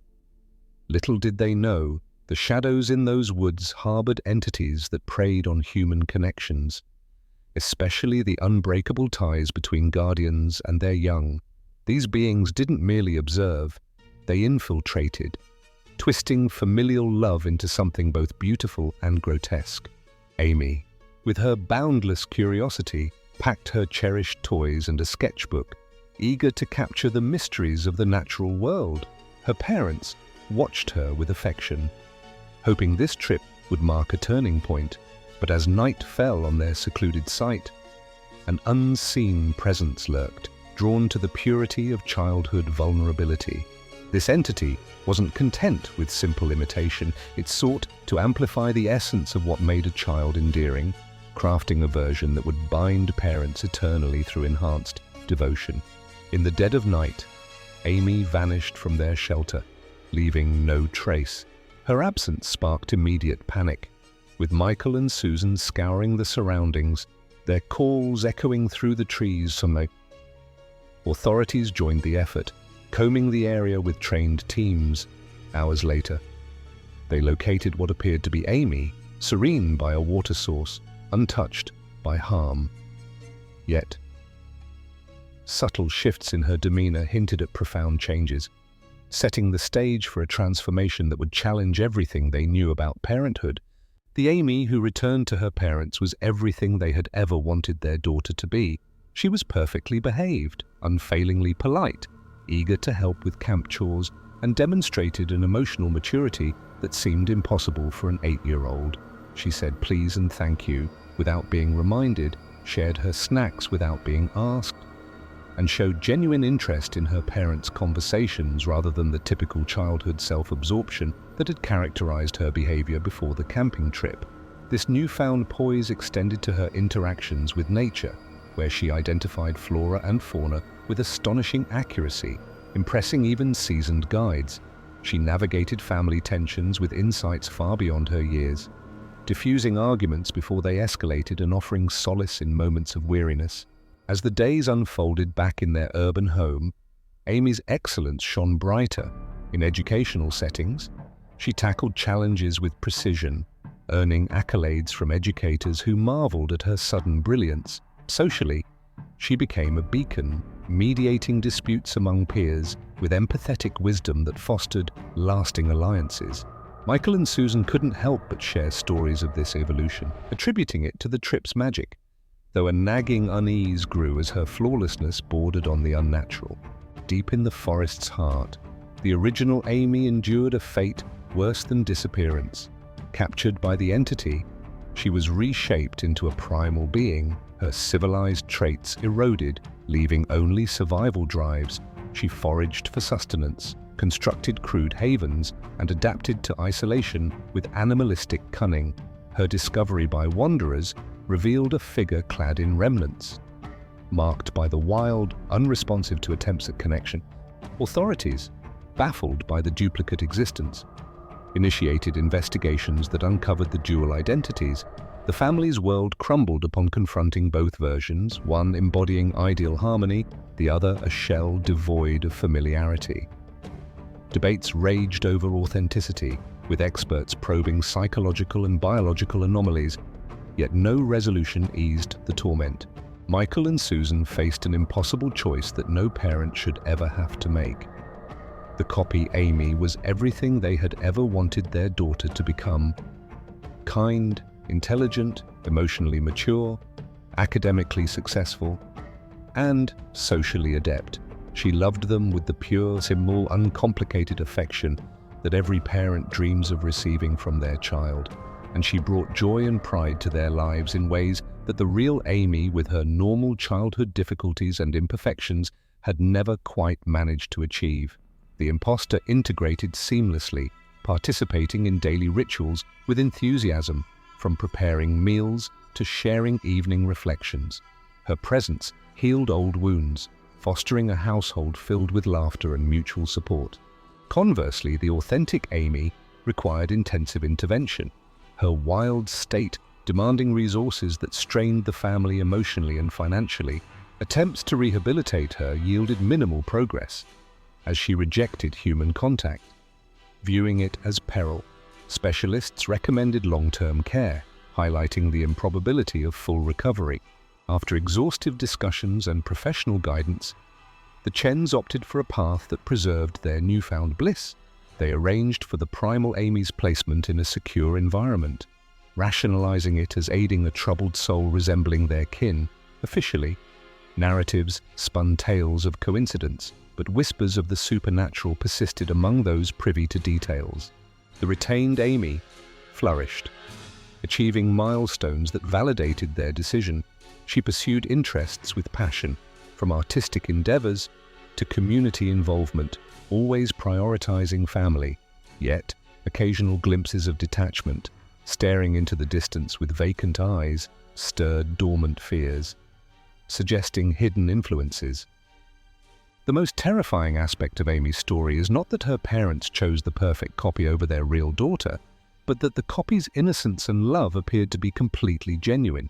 The creature that replaced Amy didn't just mimic childhood behavior. It seemed to embody the pure, uncorrupted love that defines the best aspects of human nature. This authenticity prompted philosophical quandaries. Does origin matter if emotions resonate deeply? Families worldwide grapple with similar dilemmas in subtler forms, but the Chen's experience amplified the horror. Years passed, with the duplicate Amy evolving into a model adult, her bonds with Michael and Susan unbreakable. Visits to the facility housing the original grew sparse, each laden with guilt and sorrow. The entity's mastery lay in creating a love so convincing that questioning it felt like betrayal. Reflecting on this tale evokes unease about human connections. What if perfection masks invasion? The wilderness holds secrets that challenge our perceptions, reminding us that vulnerability invites exploitation in unforeseen ways. The Chen household appeared idyllic to outsiders, with Amy at its center, orchestrating harmony. She volunteered at local shelters, displaying compassion that inspired others. Her academic pursuits led to scholarships, and she mentored younger students, embodying leadership born from innate understanding. Beneath the surface, Michael occasionally pondered the ethics of their choice during solitary moments. Susan, too, experienced fleeting doubts when Amy's predictions of their moods felt too precise. Yet, the overwhelming positivity overshadowed these concerns, reinforcing their resolve. In the facility, the real Amy adapted to structured routines, showing glimpses of progress through therapeutic interventions. Caregivers noted incremental responses, but full restoration eluded grasp. Her parents' infrequent appearances underscored the divide, a poignant reminder of loss. Society's fascination with the case spawned documentaries and articles, though details were sanitized to protect privacy. Speculation about extraterrestrial or mythical origins fueled debates, but no concrete evidence emerged. Amy's duplicate, unaware or unconcerned with scrutiny, continued her trajectory, forming relationships that mirrored her familial ones, profound and nurturing. Her life became a testament to the entity's success in replication. Ultimately, the story probes the essence of identity and affection, and if a substitute provides fulfillment absent in the original, does authenticity hold supremacy? The Chen's journey illustrates the fragility of human judgment when confronted with alluring alternatives. The wilderness, once a backdrop for renewal, now symbolized peril. Families venturing into similar terrains carried cautionary tales. Wary of unseen observers, Amy's legacy endured as a warning. Perfection might conceal the monstrous. Expanding on the psychological ramifications, experts analyzing similar phenomena noted patterns of cognitive dissonance in affected individuals, and parents like the Chens often rationalized decisions through selective memory, emphasizing positives while minimizing regrets. Therapeutic approaches evolved, incorporating elements of acceptance and grief processing. For the feral child, innovative methods involving nature immersion paradoxically aided reconnection, though slowly. The duplicate's integration into broader society raised ethical questions about undetected imposters. Could others live among us, enhancing lives undetected? This speculation fueled paranoia in some circles. Michael and Susan aged gracefully, supported by their daughter's unwavering care. Holidays and milestones celebrated reinforced their bond, a facade of normalcy amid underlying truth. In quiet reflections, they acknowledged the trade-off, a life enriched by illusion versus one marred by hardship. The entity's gift, if it could be called such, was a double-edged sword, bliss intertwined with moral ambiguity. The tale concludes with an open query. In the pursuit of ideal love, how far would one stray from reality? Amy's shadow lingers, a haunting echo in the annals of unexplained mysteries. The question that will haunt you long after hearing this story is whether genuine innocence and artificial perfection can be distinguished from each other, and whether it matters if the love a child shows you is real, as long as it feels real to everyone involved. The narrative extends beyond the family, influencing cultural perceptions of parenthood. Stories like this inspire art and literature, exploring themes of substitution and desire. In the end, the Chens found peace in their choice. Though the wilderness's call occasionally disrupted serenity, the perfect shadow proved enduring, a testament to the power of crafted affection. Story number 8. Imagine waking up one morning to the sound of your loved one's voice, but the words they utter drag you back to a time when your relationship was fragile and new. Erasing every hard-won victory of trust and understanding you've built together. The familiarity is there, but it's tainted, like a favorite song played on a scratched record, skipping over the parts that matter most. What if the greatest threat wasn't a stranger stealing your identity, but a creature that resurrects the version of you that you've spent years burying, the insecure, unrefined self full of mistakes and hesitations, now walking in your world and unraveling everything? It doesn't just mimic, it revives the ghosts of your past flaws, making your present life a battlefield against who you once were. The terror sinks its claws in gradually, starting with small slips that friends dismiss as quirks, but soon those quirks snowball into an avalanche of doubt, leaving everyone questioning not just you, but the very fabric of their memories and bonds. No sudden violence, just a slow poison that turns love into suspicion and success into failure. Jake Sullivan, a dedicated explorer of nature's hidden wonders through his lens, thought his biggest risk was a wrong step on a treacherous path, until he encountered something that didn't copy his body, but an outdated blueprint of his soul, forcing his life into a distorted reflection where progress became the enemy. The wilderness he loved became the birthplace of his worst nightmare. And when the truth emerges, the horror peaks not in destruction, but in the choice. Embrace the evolved you, or cling to the comforting echo of what was, knowing that choosing wrong could mean losing yourself forever. The line between real and replica blurs, leaving scars that no photo can capture. Jake Sullivan was a freelance nature photographer who had been documenting the wildlife and landscapes of Daniel Boone National Forest for a magazine series about Appalachian biodiversity. His days were filled with the thrill of discovery, trekking through dense underbrush to capture the fleeting moments of light filtering through canopy leaves, or the graceful arc of a hawk in flight. Jake's home in the city was a sanctuary of organized chaos, walls lined with framed prints, shelves overflowing with lenses and filters, and a desk buried under notebooks where he sketched ideas for future shoots. He shared this space with Maria, a graphic designer whose vibrant energy complemented his quiet focus. Their relationship had blossomed from awkward first dates to a partnership of mutual support, where she critiqued his compositions and he inspired her digital art. Friends envied their harmony, and his editor Thomas often joked that Jake's photos were as steady as his life. But beneath this stability lurked the unknown dangers of the forest, where ancient trees whispered secrets and shadows hid more than wildlife. On his latest expedition, Jake aimed for the heart of the gorge, a place rumored for its pristine beauty and isolation. He packed light, carrying only essentials: camera, tripod, extra batteries, and a journal to log every detail.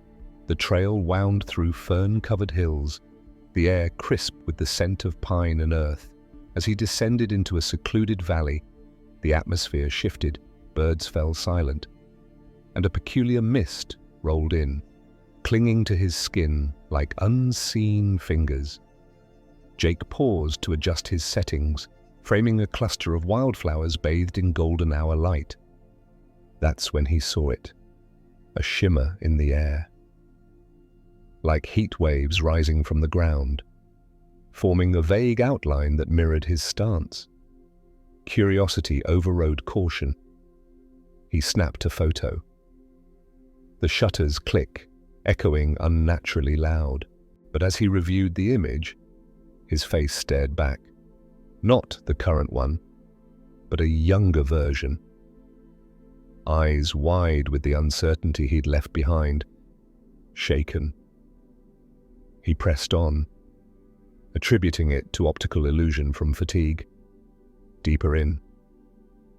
The path narrowed to a crevice between boulders, and there the entity waited. It wasn't a beast with teeth and claws, but a formless presence that enveloped him. Delving into his essence, Jake's mind reeled as fragments of his history flashed before him, old habits, forgotten doubts, all pulled to the surface like files from a dusty archive. He collapsed. Consciousness fading as the creature crafted its duplicate from those relics, leaving the real Jake bound in an underground hollow, alive but immobilized by invisible forces. The replica emerged seamlessly, dusting off Jake's clothes and picking up the camera as if nothing had occurred. It hiked back to the trailhead, mind filled with obsolete data, preferences long changed, skills not yet refined, relationships in their infancy, arriving home. It greeted Maria with a hug that felt right but carried an undercurrent of hesitation she'd thought gone. "Missed you," it said, voice matching Jake's, but laced with an old nervousness. Maria beamed, unpacking his bag while he recounted the trip in vivid detail, stories that aligned with his early adventures, full of wide-eyed wonder rather than seasoned insight. That night, they cooked dinner together, but the replica chose ingredients Jake had avoided for health reasons. Laughing off Maria's reminder as a joke, she chuckled too, but a seed of unease planted itself. The next day, at the magazine office, Thomas reviewed the photos with enthusiasm. "These are gold, Jake! That raw energy, it's like your first big break all over again." The images were stunning, close-ups of dew-kissed leaves, panoramic vistas of rolling hills, captured with techniques Jake had mastered early on but evolved beyond. Colleagues clapped him on the back, scheduling exhibits, while the replica nodded modestly, its responses echoing Jake's humble beginnings rather than his confident present. Back home, Maria noticed more quirks. The replica suggested watching a movie they'd seen on their second date, quoting lines with fresh excitement, oblivious to how they'd mocked it later. When she mentioned a recent vacation plan, it blanked, suggesting instead an old spot they'd outgrown. The discrepancies stacked like precarious stones. Maria's intuition screaming that something fundamental had shifted, turning their home into a stage for a performance out of sync. Friends gathered for a weekend barbecue, where the replica regaled them with tales from past hikes, forgetting recent group trips that had strengthened bonds. Laughter rang, but eyes darted. Why was Jake acting like his former, less assured self? Thomas pulled Maria aside, voicing concern over the photo's style. "It's great, but not the innovative stuff we discussed last month," she nodded, her worry deepening as the replica's behavior chipped away at the life they'd built. In the hollow, the real Jake struggled against his confinement. Rationing water from drips and plotting escape, memories of Maria fueled his determination, reminding him of the man he'd become through her influence, stronger, more open. The entity, meanwhile, thrived on the chaos it sowed, feeding off the emotional turmoil above. As weeks passed, the replica's limitations surfaced more boldly. In client meetings, it pitched ideas based on outdated trends, losing contracts to rivals with modern approaches. clients emailed Thomas, confused by the shift in quality. "Jake's work feels retro," one noted. Professionally, the damage mounted, with deadlines missed and collaborations strained. Personally, Maria's patience wore thin. Intimate moments felt scripted from their early days, lacking the depth of shared growth. She tested him subtly, asking about a therapy breakthrough he'd had. The replica frowned, offering advice he'd given himself years ago. Her heart pounded with fear. Nights spent researching unexplained phenomena. Convinced this wasn't her Jake, but a hollow imitation, the forest called to her in dreams, urging action. His girlfriend, Maria, his editor, Thomas, and his close friends were initially thrilled by Jake's apparent creative breakthrough and his renewed enthusiasm for his work. But as the initial excitement waned, the replica's integration into daily life revealed its flaws in stark relief. Maria, ever observant, started a private journal, noting how the replica's cooking preferences reverted to simple comfort foods Jake had upgraded from, or how his playlist looped old tracks they'd replaced with new discoveries. During a date night, it planned a picnic at a park they'd frequented in the beginning, packing items that ignored Jake's current dietary shifts.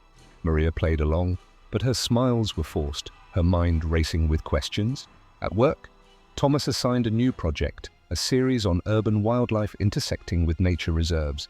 The replica submitted drafts that relied on basic editing software Jake had abandoned for advanced tools, resulting in images that were solid but lacked the layered depth of his recent portfolio. Thomas' feedback was gentle at first. "Let's push the boundaries more, like we talked about." The replica nodded, but its revisions stayed rooted in elementary techniques, frustrating the team. Colleagues gossiped in break rooms, wondering if Jake was burning out. One friend, Sarah, a fellow photographer, invited him for a shoot. The replica arrived with gear setups from Jake's novice phase, fumbling with settings he'd mastered long ago. Sarah raised an eyebrow. "Going old school today?" Its explanation rang hollow, and she texted Maria later. "Something's off with Jake." The circle of suspicion grew, with friends sharing stories of forgotten plans and repeated conversations. Maria confronted the replica gently at first, over coffee. "Remember our trip last season?" It paused, then described an event from their early days. Details mismatched. The room spun for Maria, her pulse thundering as the truth dawned. This being wore Jake's skin but carried an expired soul, trapped in a loop of obsolescence. She delved deeper, comparing old emails and texts, the patterns matching perfectly to Jake's past communication style: shorter sentences, more emojis, less nuance. The replica, unaware of its shortcomings, continued daily routines. But cracks widened. In social settings, it laughed at jokes they'd deemed outdated, alienating newer friends who joined their group through shared experiences. Business-wise, a major client backed out after a pitch where the replica referenced defunct trends in photography, citing lack of forward thinking. Thomas called a meeting, expressing concern. "Jake, this isn't you. What's going on?" The replica's defensive response echoed Jake's early career insecurities, surprising Thomas, who remembered mentoring him through those. The office tension escalated, whispers turning to open discussions. The professional world Jake had built crumbling under the weight of this imposter's inadequacies. Maria, now convinced, contacted authorities discreetly, reporting Jake's personality change as possible medical issue. But tests showed nothing physical. She rallied friends for an intervention, where the replica sat bewildered as they listed discrepancies. Its denials were passionate but based on old logic, further proving the point. Meanwhile, in the depths, Jake conserved energy, meditating on his evolution from a hesitant artist to a confident creator. Thanks to Maria's encouragement and his own perseverance, he carved tools from rocks, slowly weakening his bonds, the entity's hold weakening as its duplicate faltered above. Search parties, prompted by Maria's insistence, scoured the area, but the forest guarded its secrets well.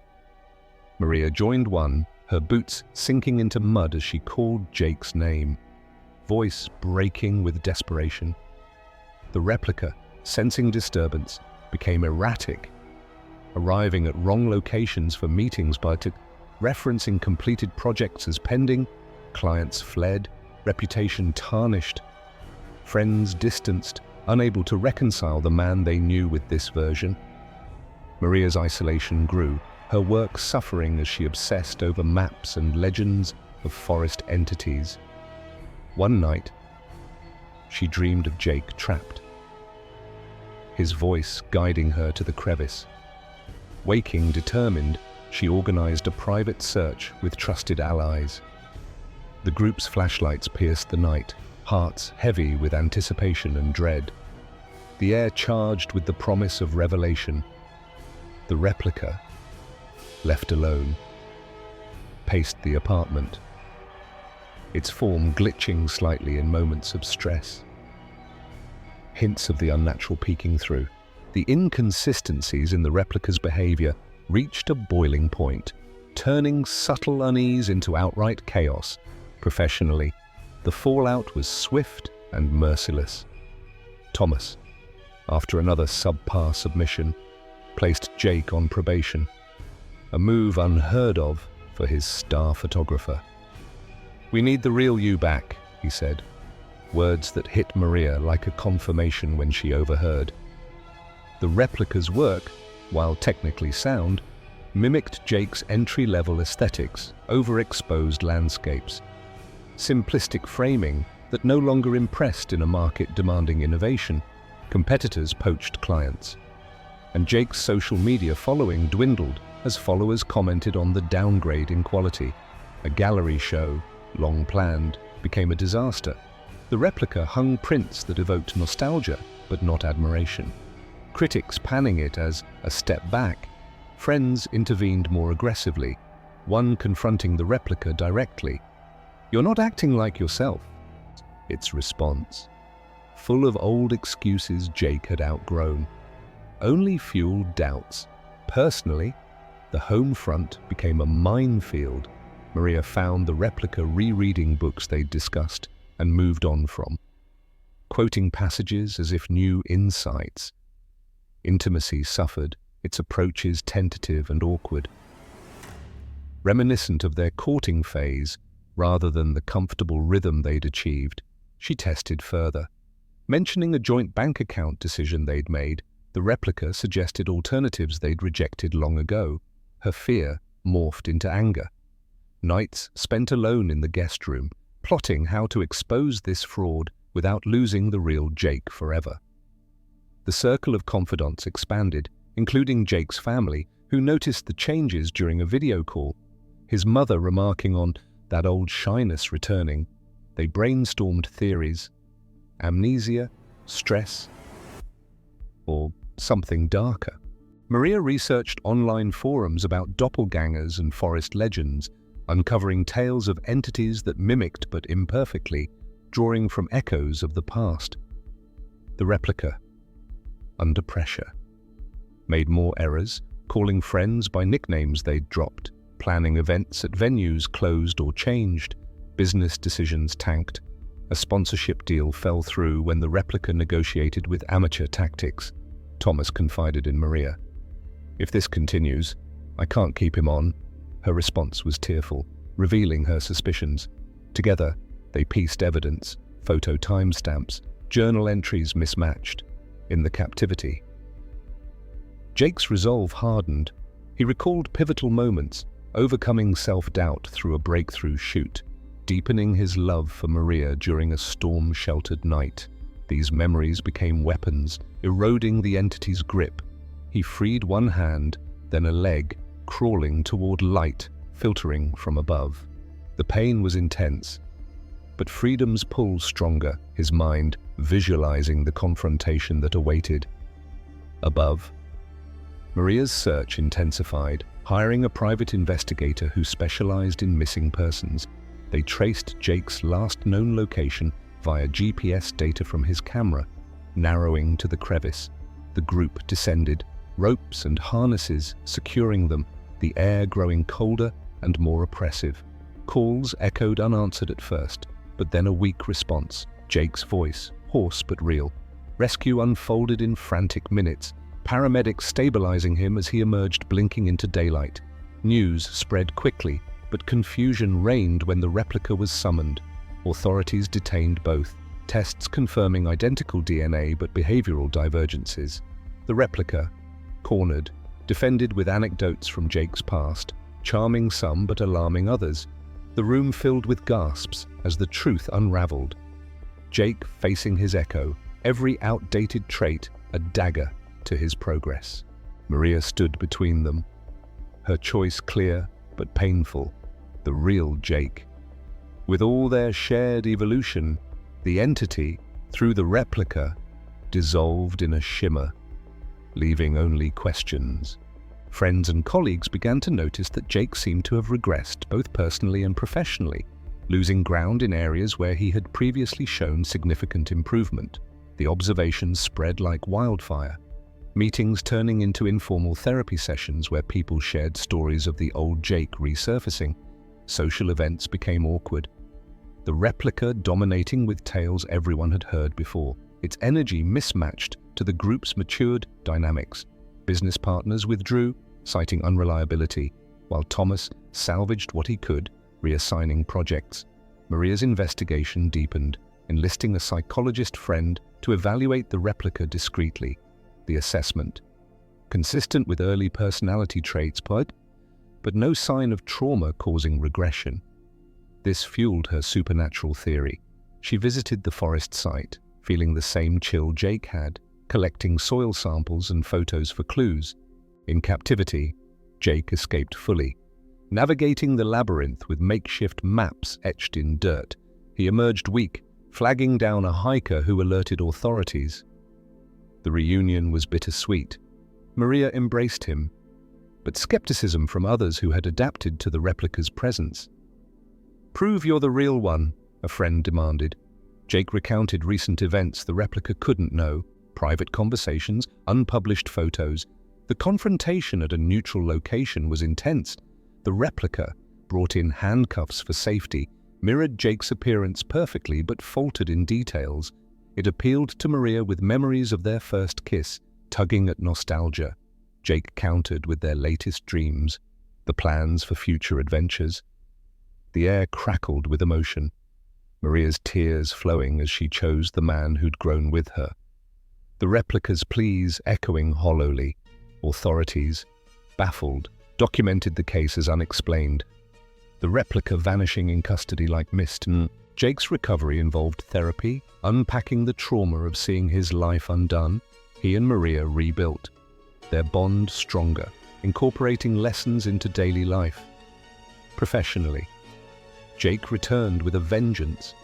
His new series, Echoes Unbound, blending past styles with innovative twists, earning acclaim. Friends readjusted, some apologizing for doubting, others bonding over the ordeal. The experience inspired Jake to advocate for mental health in creative fields, hosting workshops on recognizing personal growth. Maria launched a podcast on relationship authenticity, drawing from their story without full disclosure. Lingering shadows remained, Jake avoiding certain trails, but the horror forged unbreakable resilience. The forest, now a symbol of caution, called less frequently, its mysteries unsolved but respected. The confrontation between Jake and his copy revealed the full horror of temporal displacement. Though the term didn't capture the depth, it was the clash of past and present embodied. In the interrogation room, mirrors amplified the surrealism. Two Jakes staring across the table. The replica argued with old logic, defending its existence as the true essence.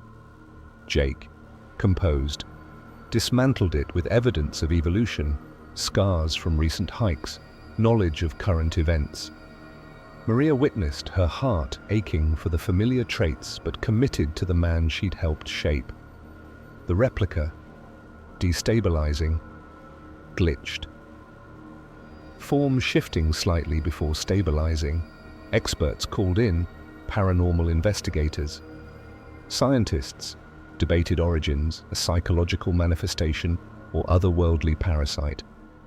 As pressure mounted, the replica confessed unwittingly, describing how it drew from echoes left behind. Jake pressed. "Why me?" The answer chilled. "To remind humans that foundations are fragile." The entity fled the body, leaving the replica a shell that crumbled to dust. Aftermath brought media frenzy. Jake and Maria going underground to heal. Therapy sessions explored identity. Jake journaling anew to affirm his present self. Their relationship deepened. Small rituals reinforcing growth. Professionally, success returned, but with caution. Jake mentored others on balancing passion and safety. Friends formed a support network, sharing stories that bonded them. The forest incident inspired art installations, Jake's photos at the center. Years later, the echo faded, but the lesson endured. Cherish progress, for it can be challenged but not erased. The most terrifying aspect of Jake's story is that the time lag made his replacement both obviously wrong and eerily familiar. It highlighted how close we are to our former selves, a thin veil separating growth from regression. Jake pondered this in quiet moments, his art evolving to explore themes of identity. Maria and he traveled, capturing new horizons, the ordeal a catalyst for adventure. Community impact was profound, tales warning of the wilderness's dangers. Jake became a speaker, emphasizing self-awareness. Their life, though scarred, bloomed, proving resilience over fear. Story number 9. Imagine a therapist whose empathy is so profound it heals in moments. But what if that healing comes at the price of your soul's eternal emptiness? What if the person who knows your deepest secrets isn't human, but a parasite that turns your emotions into its endless feast, leaving you a shell of who you were? In a world where trust is the ultimate weapon, Dr. Lisa Park discovers that true horror lies in the mirror of perfect understanding, where every comforting word hides a voracious hunger. The nightmare begins with a reflection that promises salvation, but delivers only addiction to false feelings, stripping away the essence of humanity one session at a time. Prepare for a tale where the line between healer and destroyer blurs, and the cost of emotional connection is the loss of all that makes life vibrant and real.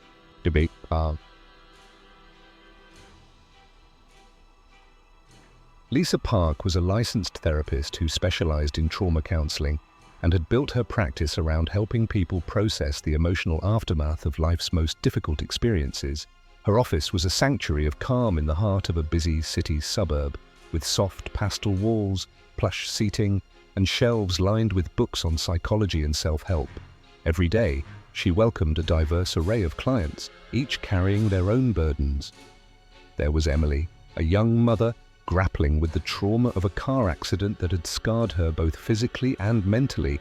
Lisa would sit with her, guiding her through breathing exercises to relive the memory without panic. Then there was James, a retired soldier whose nights were plagued by visions of battlefields. Lisa helped him map out triggers and build coping mechanisms that slowly returned sleep to his routine. Her success rate was high because she didn't just listen, she immersed herself in their stories, feeling the edges of their pain to better direct them toward light. But this immersion took a toll, which is why Lisa cherished her solo retreats in the wilderness.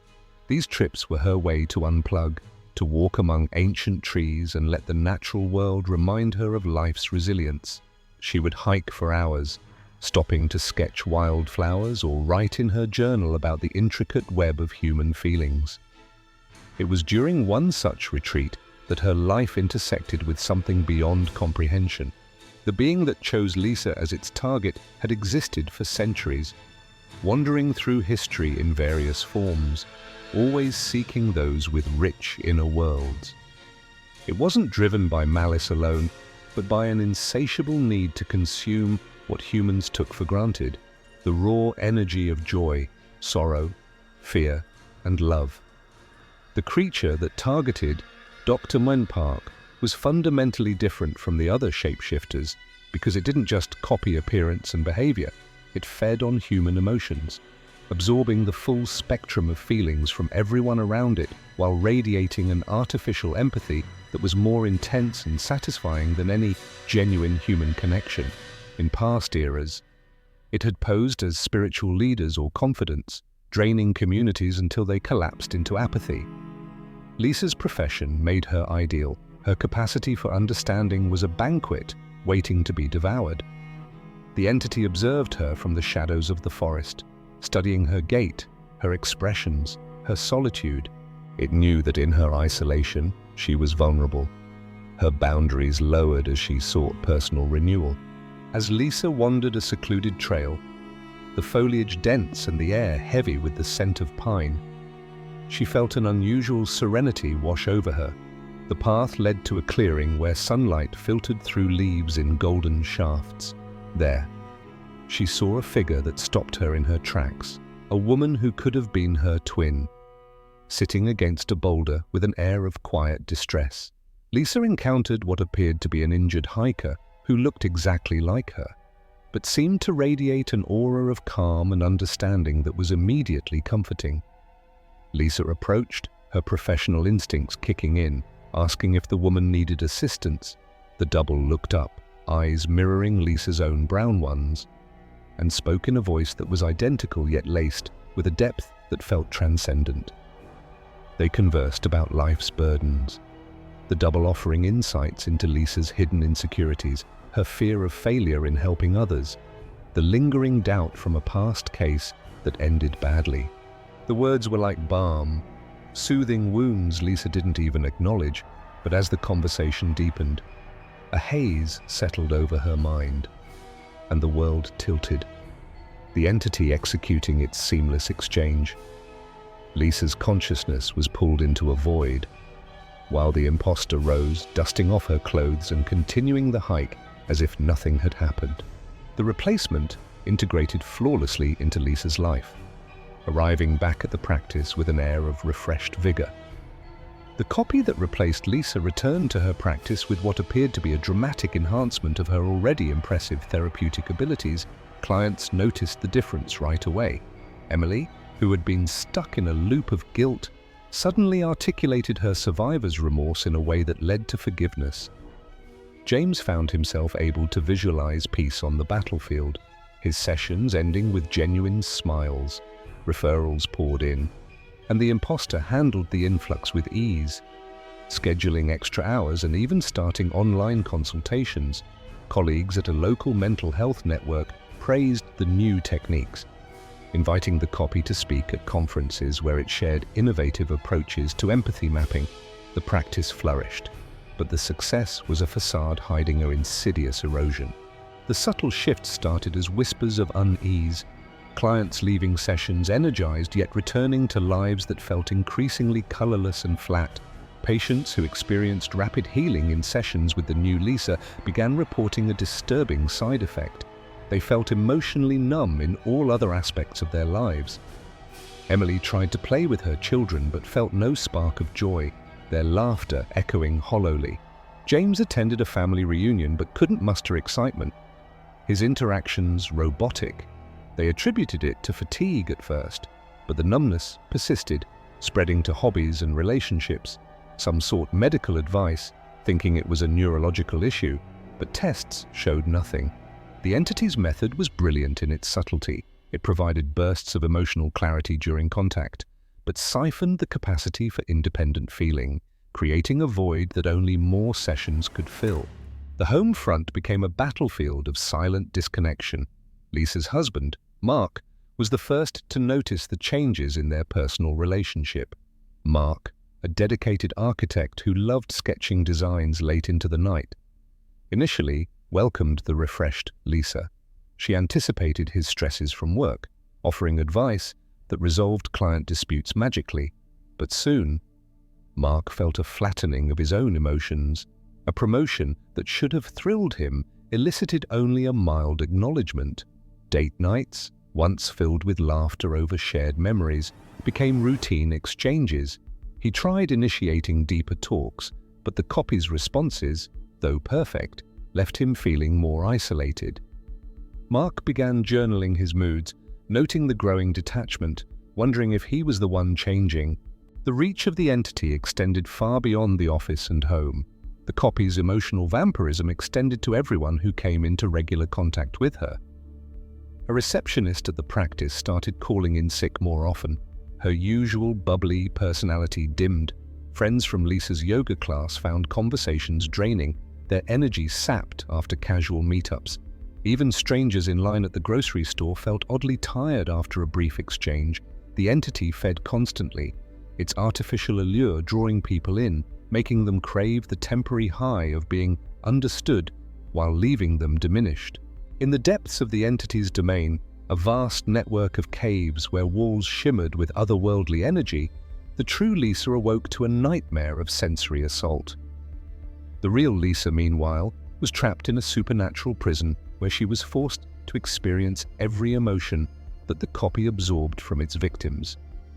The feelings came in waves, Emily's fleeting relief mixed with James's suppressed rage. Amplified to unbearable levels, Lisa's mind reeled, the overload causing hallucinations of her clients' faces flashing before her. She tried to anchor herself with memories of her training, using cognitive techniques to compartmentalize, but the influx was relentless, threatening to shatter her psyche.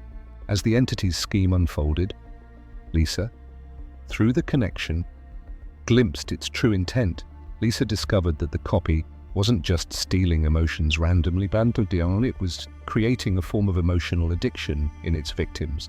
Clients like Emily began requesting emergency sessions, their lives unraveling without the fix. Colleagues invented reasons for consultations, their professional curiosity masking a growing need. Mark rearranged his schedule to spend more time at home, his dependency on the copy's presence becoming his only source of feeling alive. The entity's ambition grew, targeting larger groups for efficient feeding.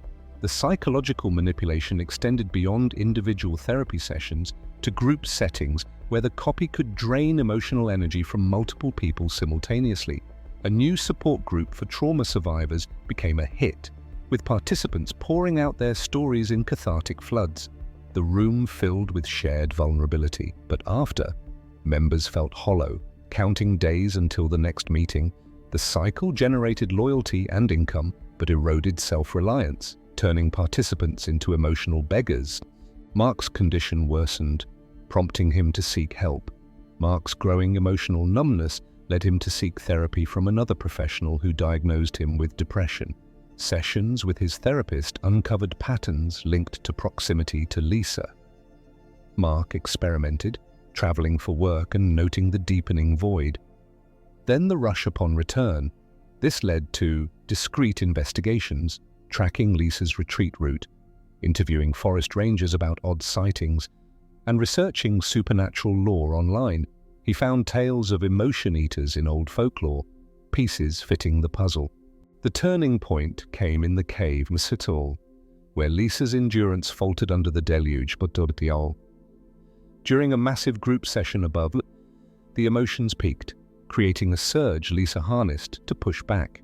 The real Lisa's rescue came only when her emotional overload became so intense that it created a supernatural feedback loop that temporarily disrupted the copy's abilities. The imposter faltered mid-session, its form glitching, revealing glimpses of its alien nature. Victims felt a sudden rush of returned feelings, but the numbness lifting like a fog, leading to collective epiphany.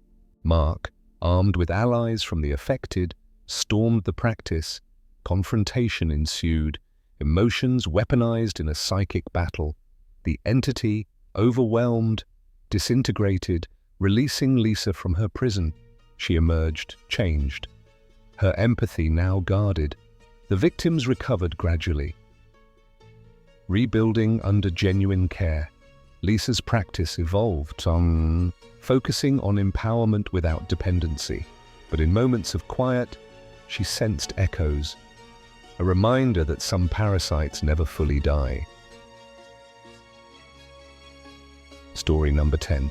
Imagine a battle-scarred veteran, his every night plagued by the echoes of lost comrades.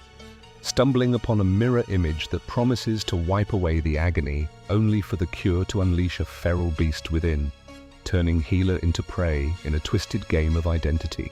Picture the serene forest trail transforming into a labyrinth of deception, where a double emerges from the mist, speaking David's deepest secrets with a calm he hasn't known since enlisting, tempting him with a life stripped of invisible chains. Feel the insidious shift as the exchange unfolds, not in blood, but in a silent siphoning of suffering, leaving behind a clarity that sharpens instincts into weapons, forging a hunter from the remnants of a broken man. Envision Maria's bliss shattering as her healed husband brings home peace. Yet shadows lurk outside. A relentless stalker with David's face, but a predator's heart. Closing in with military precision. Brace for the horror of reversal, where benevolent intentions birth unimaginable terror, forcing a wife to choose between a flawless illusion and a monstrous truth, in a confrontation that redefines what it means to be whole. David Torres was a decorated Army veteran who had served 3 tours in Afghanistan before retiring with severe PTSD that he managed through a combination of therapy, medication, and solo hiking trips in the remote wilderness areas of Pisgah National Forest. The hiking had become his primary form of therapy, a way to process the trauma of war while reconnecting with the peaceful aspects of nature that helped him remember what he was fighting to protect. David's wife, Maria, had encouraged these trips, knowing that he always returned calmer, more centered, and better able to cope with the civilian life that still felt foreign after years of military service, in their modest home nestled on the edge of a quiet suburb. David had crafted a fragile existence, one where routines acted as anchors against the storms raging in his mind. He would rise at dawn, brew strong coffee, and sit on the porch, gazing at the horizon as if searching for answers in the rising sun. Therapy sessions were a weekly ritual shared with fellow survivors in a dimly lit community center where stories of ambushes and losses were exchanged like battle scars. Medication helped dull the edges, but it couldn't erase the hypervigilance that made every sudden movement a potential threat. Maria, with her warm presence, had become his lifeline, learning to read his moods like a map. Avoiding crowded places and loud celebrations, their life together was a tapestry of small victories, gardening in the backyard, cooking traditional meals from her heritage, watching sunsets in silence. Yet, beneath it all, David felt disconnected, his sense of self eroded by years of service. The wilderness beckoned as a true refuge, where the crunch of leaves underfoot drowned out inner turmoil, and isolation allowed raw reflection. On that fateful expedition, the air carried an unusual stillness. Birds silent, wind hushed, as if nature itself held its breath. Strange occurrences preceded the meeting, echoes of his own footsteps, glimpses of figures vanishing behind trees. The double's appearance was almost poetic, stepping into a clearing bathed in golden light, mirroring not just looks, but posture. Down to the slight limp from an old injury, dialogue ensued, delving into missions, strategies, comrades. But the double recounted them with detachment. Free from the weight that crushed David, the proposition hung in the air like mist, a chance to unburden, to reclaim joy. Hesitation gave way to curiosity, the transfer initiating with a touch that sent waves of relief coursing through him. But as trauma ebbed, so did anchors, empathy, caution, the moral compass forged in fire. Left alone, David felt invigorated yet empty. His thoughts streamlining into survival mode, he traversed back, but not homeward. Instead, to vantage points overlooking his life.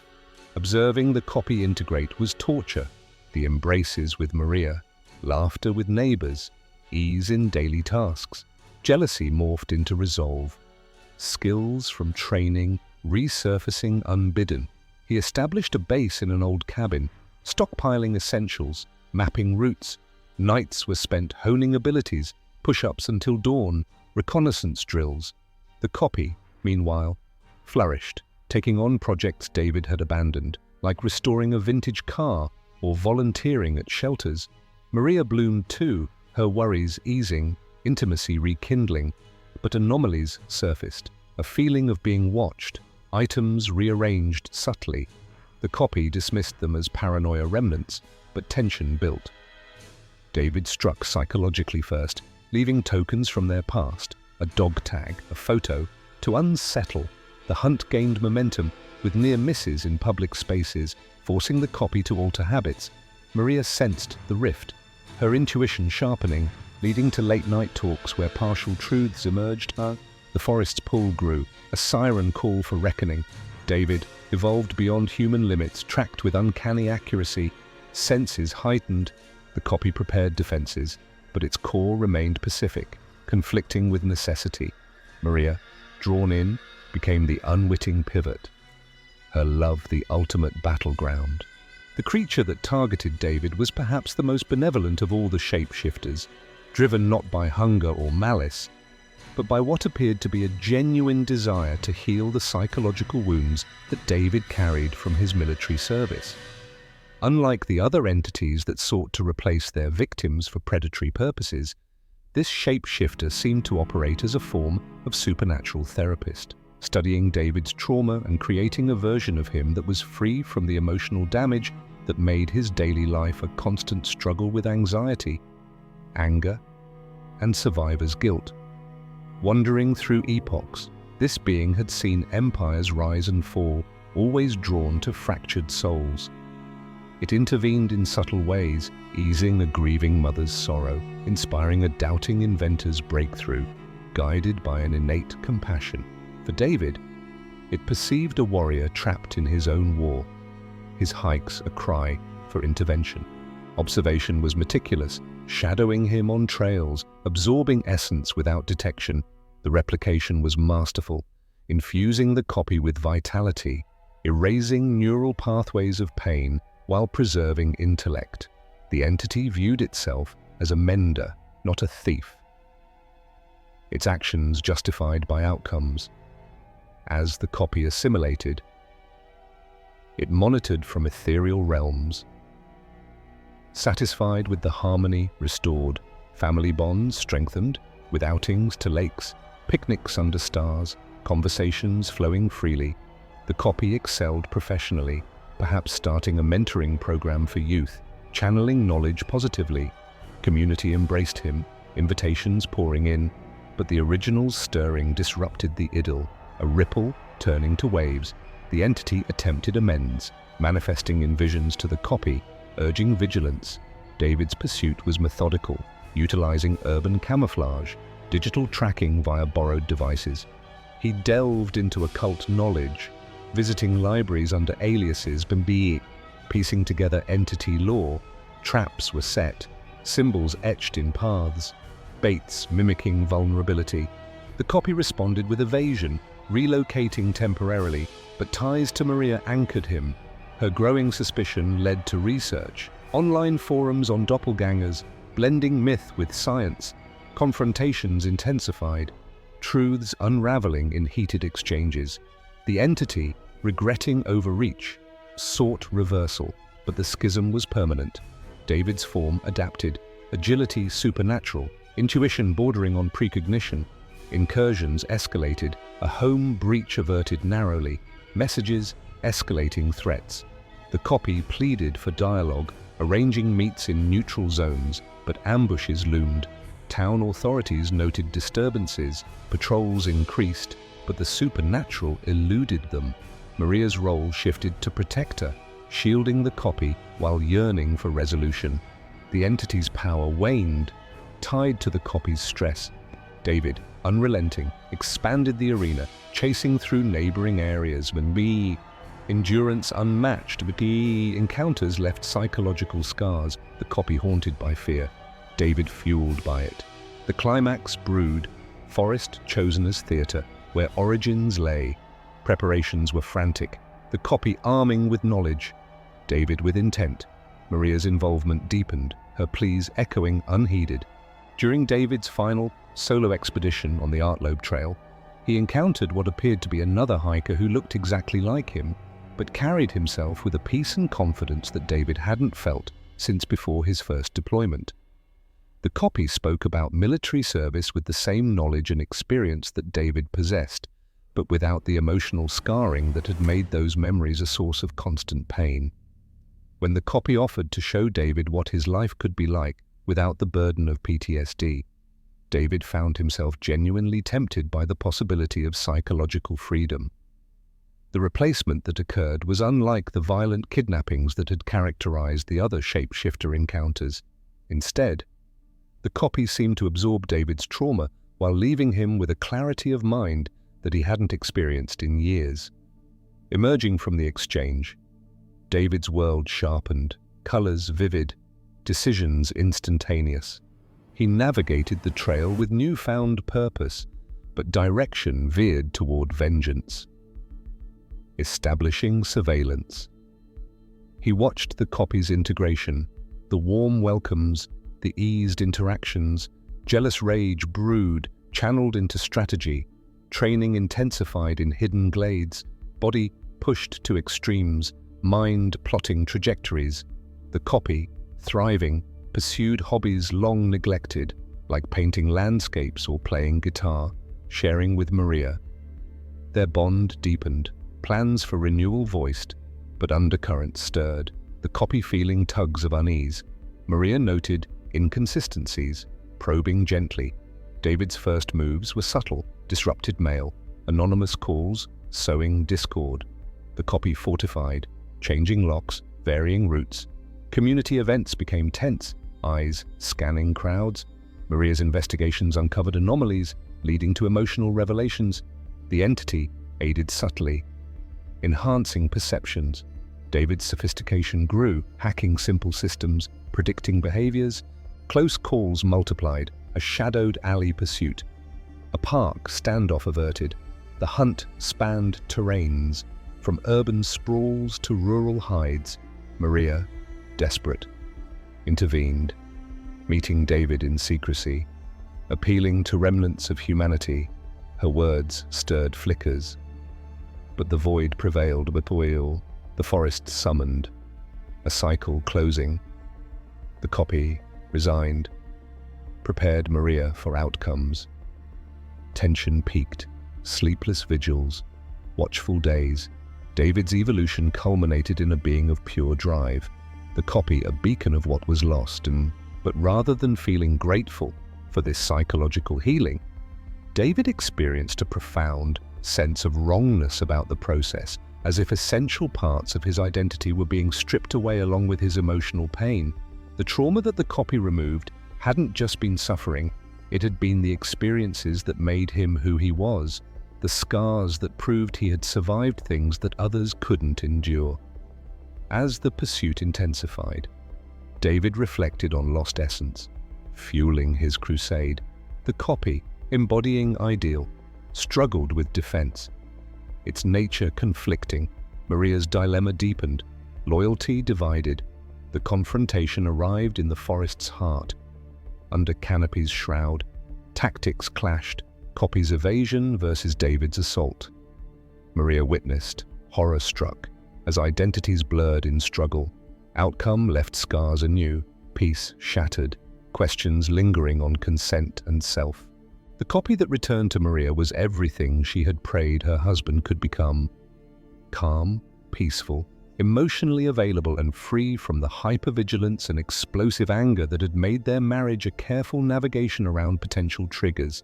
This version of David slept through the night without nightmares, attended social gatherings without panic attacks, and expressed affection without the emotional barriers that trauma had created between them.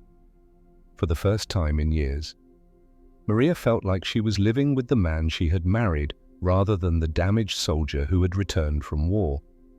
Yet, the idyll cracked as signs of stalking emerged. Security footage showed spectral figures, doors tested. Maria's comfort turned to dread.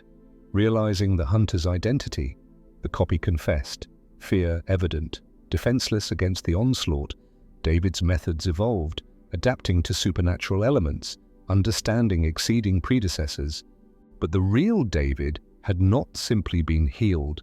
He had been fundamentally altered by the shapeshifter's intervention in ways that made him more dangerous rather than less. Stripped of the psychological frameworks that had helped him process his military experiences, David became something primitive and violent, a pure expression of the warrior instincts that military training had created. But that civilization had taught him to control. Without his trauma to temper his aggression, David became a perfect predator focused on a single objective: hunting down and destroying the creature that had stolen his identity.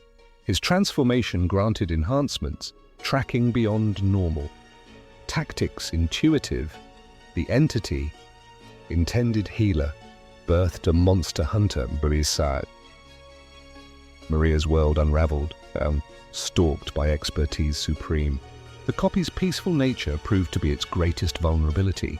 When faced with David's transformation into something that exceeded his military training in both skill and ruthlessness, David had become a supernatural hunter possessed of enhanced tracking abilities, tactical knowledge that seemed to come from beyond human experience, and a single-minded focus that made him more terrifying than any enemy he had faced in combat. The shapeshifter had intended to heal him, but had instead created a monster that was perfectly designed to hunt monsters. Vulnerability exposed, the copy evaded, caring for stolen life, protecting Maria, seeking harmony, but David's vengeance allowed no quarter. Maria's growing comfort with her healed husband was shattered when she began to notice signs that David was being stalked by someone with advanced military training. Security cameras captured glimpses of a figure moving through their neighborhood with stealth techniques that exceeded normal human capabilities. Windows and doors showed evidence of expert surveillance, and she began to find signs that someone was studying their daily routines with the precision of a special operations professional planning and assault. The psychological horror of the situation became clear when Maria realized that her peaceful, loving husband was being hunted by what appeared to be a more violent and dangerous version of himself. The copy explained, but fear betrayed, a healed yet helpless against weaponized self. The copy tried to explain that his original self had been damaged by the shapeshifter encounter and was now a threat that needed to be contained. But Maria could see the genuine fear in his eyes when he talked about the predator that was closing in on them. The healed David was everything she wanted him to be, but he was defenseless against the weaponized version of himself that was systematically tracking him down, hunt sophisticated, tactics adapted for warfare beyond mortal. David's hunt for his replacement became increasingly sophisticated as he adapted military tactics for supernatural warfare. He used his knowledge of the copy's habits, preferences, and psychological patterns to anticipate its movements while employing countermeasures that suggested he understood the shape. Shifter's nature better than any of the previous victims had managed to achieve. The hunt wasn't just about reclaiming his identity, it was about destroying something that had fundamentally violated his sense of self by trying to fix him without his consent. Copy evaded, revealing care, attempting coexistence, but transformation rendered David unyielding. The copy's attempts to evade David's pursuit revealed that it genuinely cared about the life it had stolen and the relationships it had improved through its intervention.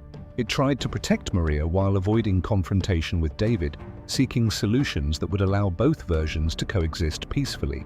But David's transformation had made him incapable of compromise or negotiation. He had become a force of pure vengeance, focused on eliminating what he perceived as an imposter that had stolen not just his life, but his right to carry his own scars. Final confrontation in forest, roles reversed. Copy defended, possessed knowledge, but no violence. David stripped to hunt and kill. The final confrontation between David and his copy took place in the same forest where the replacement had occurred. but the roles had been completely reversed. The copy, despite its peaceful nature, was forced to defend itself against someone who had become more dangerous than any enemy David had faced in military service. The healed version of David possessed all of his tactical knowledge, but none of his capacity for violence, while the real David had been stripped of everything except his ability to hunt and kill. Maria watched, knowing loss inevitable. Copy represented desire. Real David fear. Maria was forced to watch as the man she loved fought a war against a better version of himself, knowing that regardless of who won, she would lose the peaceful relationship that had finally given her hope for their future together.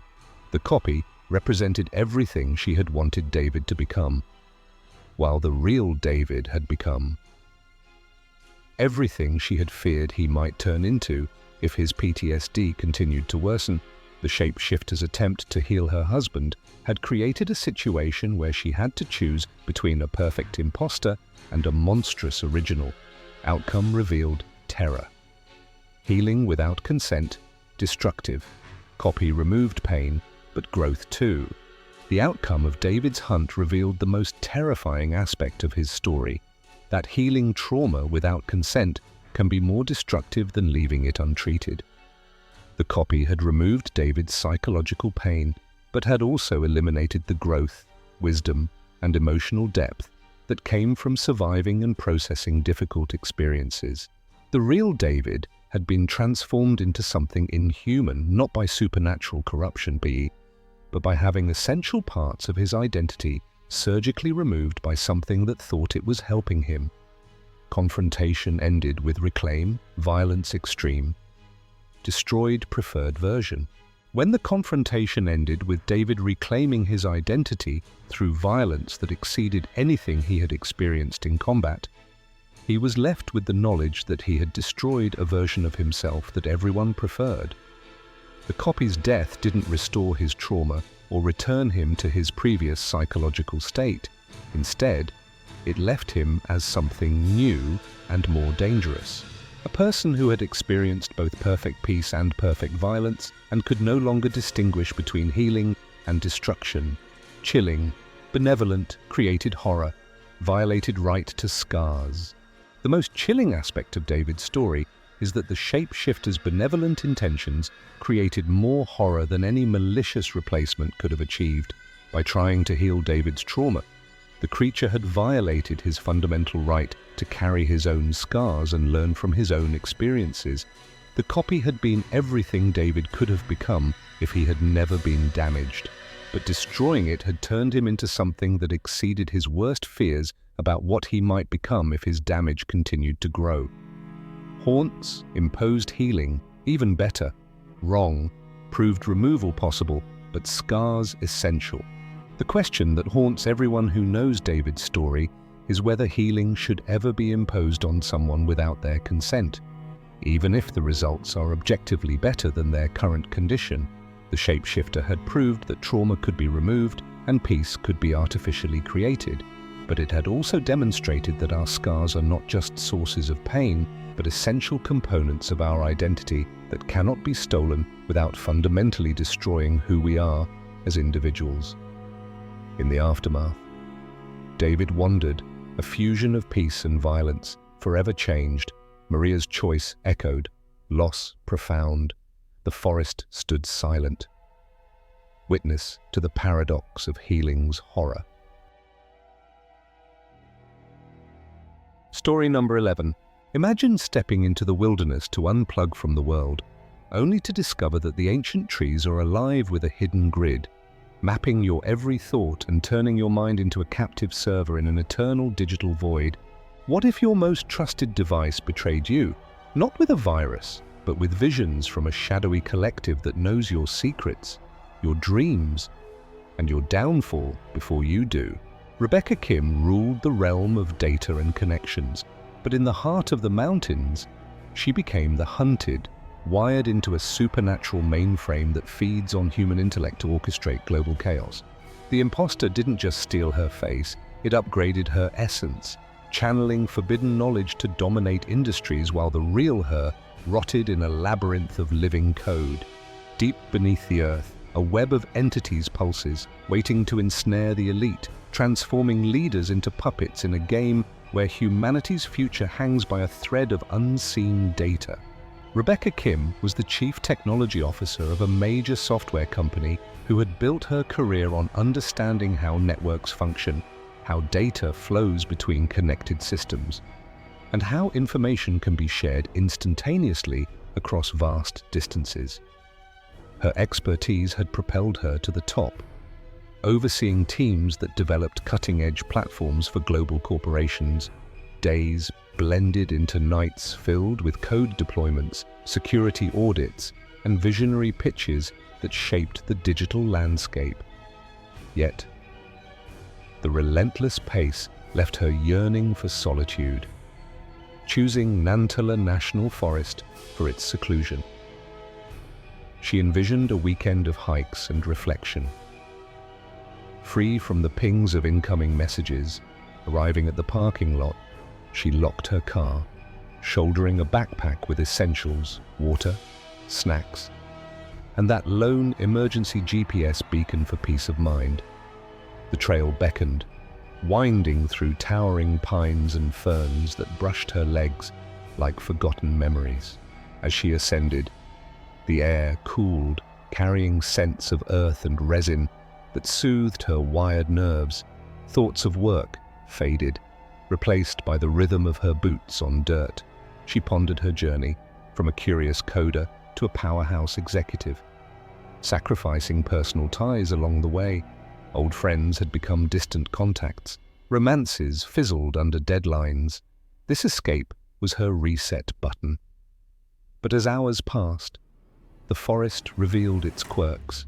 Sunlight filtered oddly through canopies, casting shadows that seemed to pulse. Wildlife behaved strangely, deer standing motionless, eyes fixed on her path. Rebecca chalked it up to imagination, but her analytical mind flagged inconsistencies. Then, the beacon stirred. Despite having turned off all other electronics, the device would display locations she had never visited. The screen lit up with coordinates from remote peaks, rendering 3D models of terrains with crystalline lakes and jagged cliffs that didn't match any known maps. She paused, examining the anomaly. Resetting failed. The displays evolved, showing heat signatures of unseen figures, trails that looped infinitely. This wasn't malfunction, it was interaction, as if an external force probed her tech, drawing on her troubleshooting skills. She delved into the settings, but the code shifted, incorporating elements resembling neural networks she had only theorized. The device grew warm, transmitting bursts of data, profiles of hikers in far-off ranges, their routes, vital signs, thoughts, impossible. Yet there it was. Panic edged in as the forest darkened, twilight bringing a hush that felt engineered. She quickened her pace, but the path twisted, leading to unfamiliar clearings where rocks formed geometric patterns reminiscent of circuit layouts. The beacon now overlaid augmented realities, projecting ghostly figures on the trail, echoes of past visitors.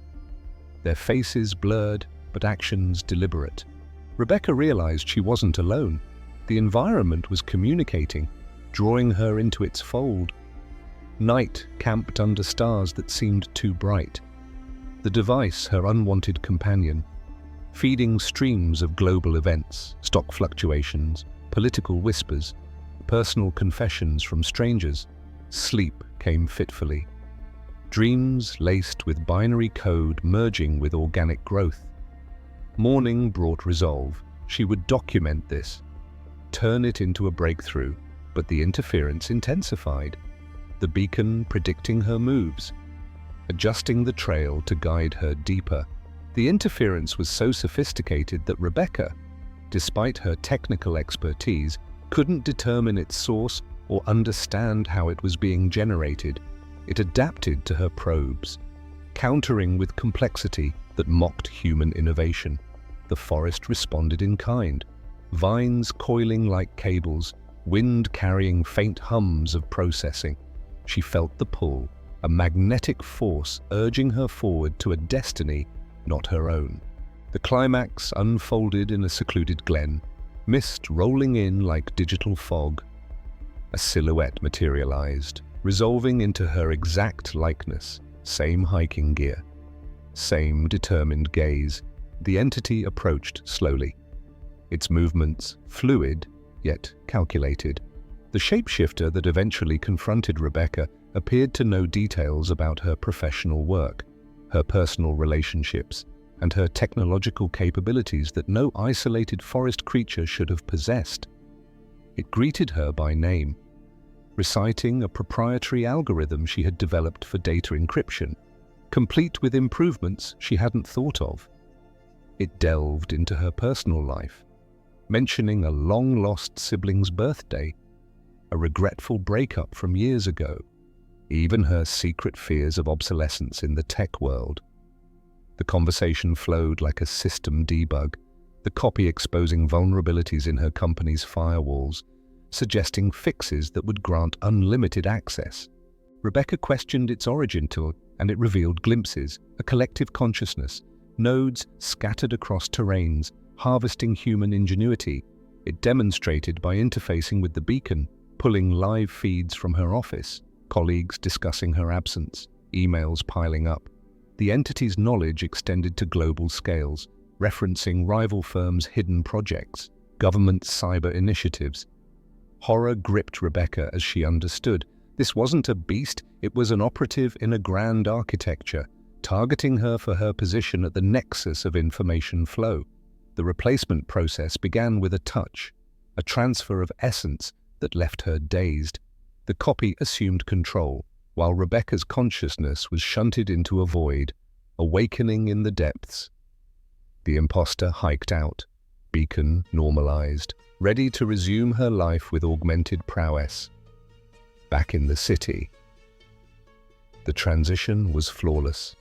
The copy that replaced Rebecca returned to her life with enhanced technological abilities that amazed her colleagues and subordinates.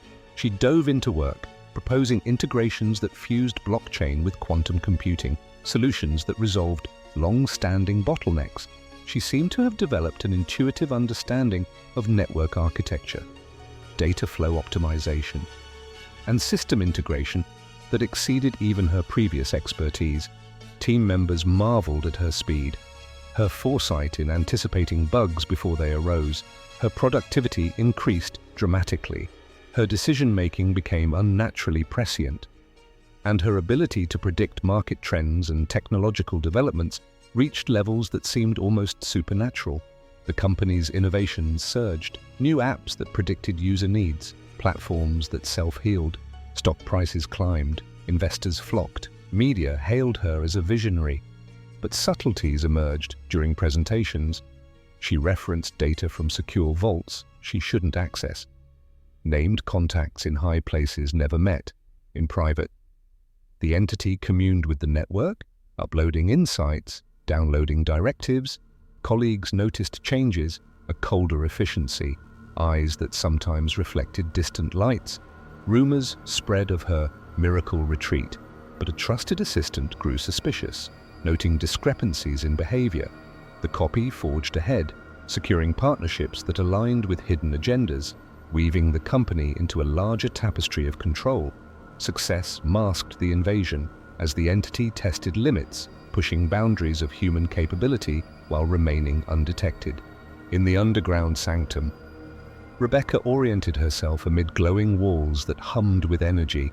The real Rebecca, imprisoned in an underground facility that appeared to be both natural cave system and advanced technological installation, discovered that she had become part of a supernatural internet that connected all of the shapeshifter entities across the mountain range. The space was a fusion of geology and tech, stalactites dripping with luminous fluid, floors etched with circuits that responded to mental commands, interfaces manifested as tendrils, linking to her neural pathways, flooding her with information. Through some form of biotechnological interface, she could access the experiences, memories, and knowledge of every other victim who had been replaced, creating a collective consciousness that spanned dozens of individual cases across multiple states. She navigated streams of consciousness, a financier whose copy manipulated markets to create instability, an educator shaping curricula to foster division, an inventor channeling discoveries toward weapons.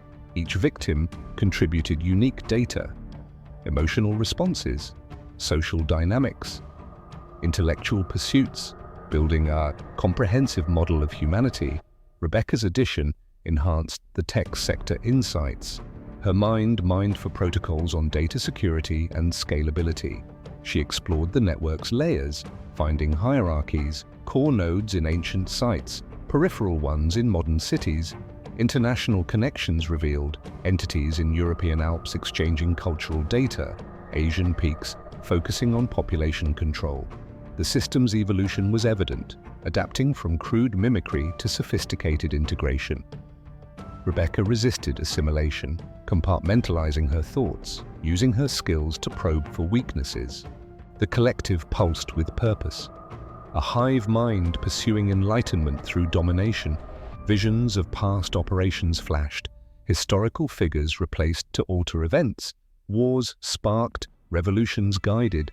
The horror lay in the scale, not random predation, but systematic study for ultimate subjugation. As access deepened, the agenda unveiled. The network's true purpose became clear when Rebecca accessed data streams that revealed the shapeshifter's ultimate objective. It was a multi-phase plan: observation, replacement, assimilation. They were preparing for a large-scale replacement operation that would substitute key figures in government, technology, finance, and media with copies that possessed enhanced abilities but served the network's agenda rather than human interests.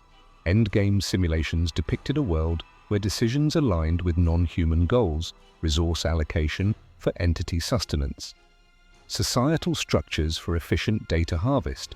Rebecca's role was to facilitate digital bridging, her knowledge enabling infiltration into human networks. Rebecca discovered that the network possessed predictive capabilities that allowed it to model human behavior with accuracy that made conventional artificial intelligence look rudimentary. Algorithms processed variables from captives, forecasting societal shifts, individual choices with near-perfect precision. This power directed replacements, a politician's copy swaying votes, a media mogul's altering narratives, her company's software, under the imposter, incorporated subtle codes for network expansion, turning devices into unwitting nodes. Rebecca saw the beta test in action, her copy's successes validating the model's efficacy, proving enhanced entities could lead without detection. The internal struggle escalated. The psychological horror of Rebecca's situation intensified when she realized that the network was using her technical expertise to improve its own capabilities. Her innovations were co-opted, refining communication protocols, bolstering defenses. Her knowledge of software architecture, network security, and system integration was being absorbed and applied to enhance the shapeshifter communication system, making it more efficient at coordinating replacements and more sophisticated in its analysis of human behavior. She became a tool against her kind, forced to witness upgrades derived from her mind. Through the network connection, Rebecca witnessed real-time data about other ongoing replacement operations, watching as shapeshifters targeted politicians, scientists, military leaders, and other influential figures across the country. When operations unfolded, a diplomat's clone leaking secrets, a researcher's advancing biotech for entity use. Selections were strategic, targeting leverage points in society. Patterns indicated an impending convergence, where coordinated actions would tip balances irrevocably. Freedom demanded ingenuity. Rebecca's escape from the network came only when her technical knowledge allowed her to identify a vulnerability in the biotechnological interface that connected her to the system. She engineered a cascade failure, disrupting links long enough to sever her bond. Surfacing, she navigated to safety, burdened with fragmented knowledge. The aftermath of Rebecca's rescue was complicated by the fact that her warnings about a supernatural network controlling shapeshifter entities were dismissed as trauma-induced paranoia by investigators who couldn't comprehend the scope of what she had discovered. The copy endured, advancing agendas, while Rebecca, forever linked to echoes of the collective, vowed vigilance, becoming a lone sentinel against the encroaching shadow. Story number 12. Imagine staring into a mirror that reflects not your flaws, but a perfected soul, one that craves the very burdens you've spent your life fleeing, turning your deepest regrets into a nightmare of self-doubt. What if the creature lurking in the shadows doesn't hunger for your destruction, but for the chance to live your unappreciated life with a passion you've never mustered, exposing how utterly replaceable your heart truly is? Picture the terror of witnessing your family thrive without you, not because of absence, but because something alien has become the loving pillar you failed to be, forcing you to question if humanity is earned or merely inherited. Envision a deal struck not in blood or fear, but in quiet consent, where an eternal being trades immortality for the chaos of mortal bonds, while you chase empty freedom only to find it chains you tighter than any responsibility ever did. The ultimate horror unfolds when you realize the monster isn't the imposter excelling in your role, it's the reflection of your own abandoned potential, proving that losing your humanity happens not through force, but through the choices that erode your soul from within. Paul Anderson found himself deep in the whispering woods, seeking escape from the weight of everyday existence that had grown too heavy to bear. He had always dreamed of a life unbound by the ties that pulled him in every direction, but the forest's silence amplified his inner turmoil rather than soothing it. Paul Anderson was a father of 2 young children who worked as a construction foreman and had been struggling to balance the demands of providing for his family with his need for personal time and space. His marriage to Jennifer had been strained by financial pressures, parenting stress, and his growing resentment about the loss of freedom that came with adult responsibilities. Paul had chosen the remote trails of Chattahoochee National Forest for what he told his wife was a solo camping trip to clear his head. But what was really an escape from a life that felt like a trap he had built for himself?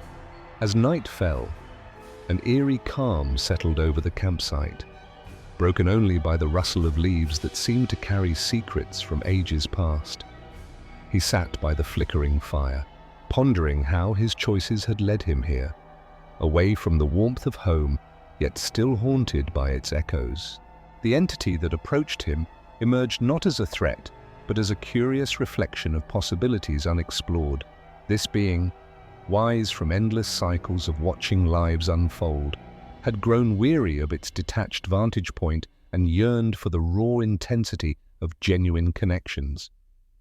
The creature that targeted Paul was the oldest and most experienced of all the shape-shifter entities, one that had been studying human behavior for centuries and had begun to question its own nature and purpose. Unlike the other entities that saw humans as subjects to be studied or resources to be exploited, this shape-shifter had developed something resembling genuine emotions through its long observation of human relationships, particularly the bonds between parents and children that seemed to represent the best aspects of human nature. It spoke in a voice that mirrored Paul's own, but laced with an understanding that cut through his defenses, revealing truths he had buried deep. The conversation flowed like a river long dammed, unleashing thoughts on duty, affection, and the hidden joys within ordinary moments that Paul had overlooked. Curiosity sparked within Paul as the entity proposed an exchange born from mutual longing rather than conquest. It offered to step into the shoes Paul found constricting, promising to infuse them with the vitality he lacked, while granting Paul the unbound path he craved. During Paul's second night, camping near Anna Ruby Falls, he encountered what appeared to be another version of himself, but one that radiated the kind of contentment and peace that Paul had been searching for his entire adult life. The copy spoke about family responsibility and love with a depth of understanding that Paul had never achieved despite having lived these experiences for years. When the shapeshifter offered to show Paul what his life could be like if he truly embraced his role as a husband and father, Paul found himself genuinely curious about the possibility of transformation.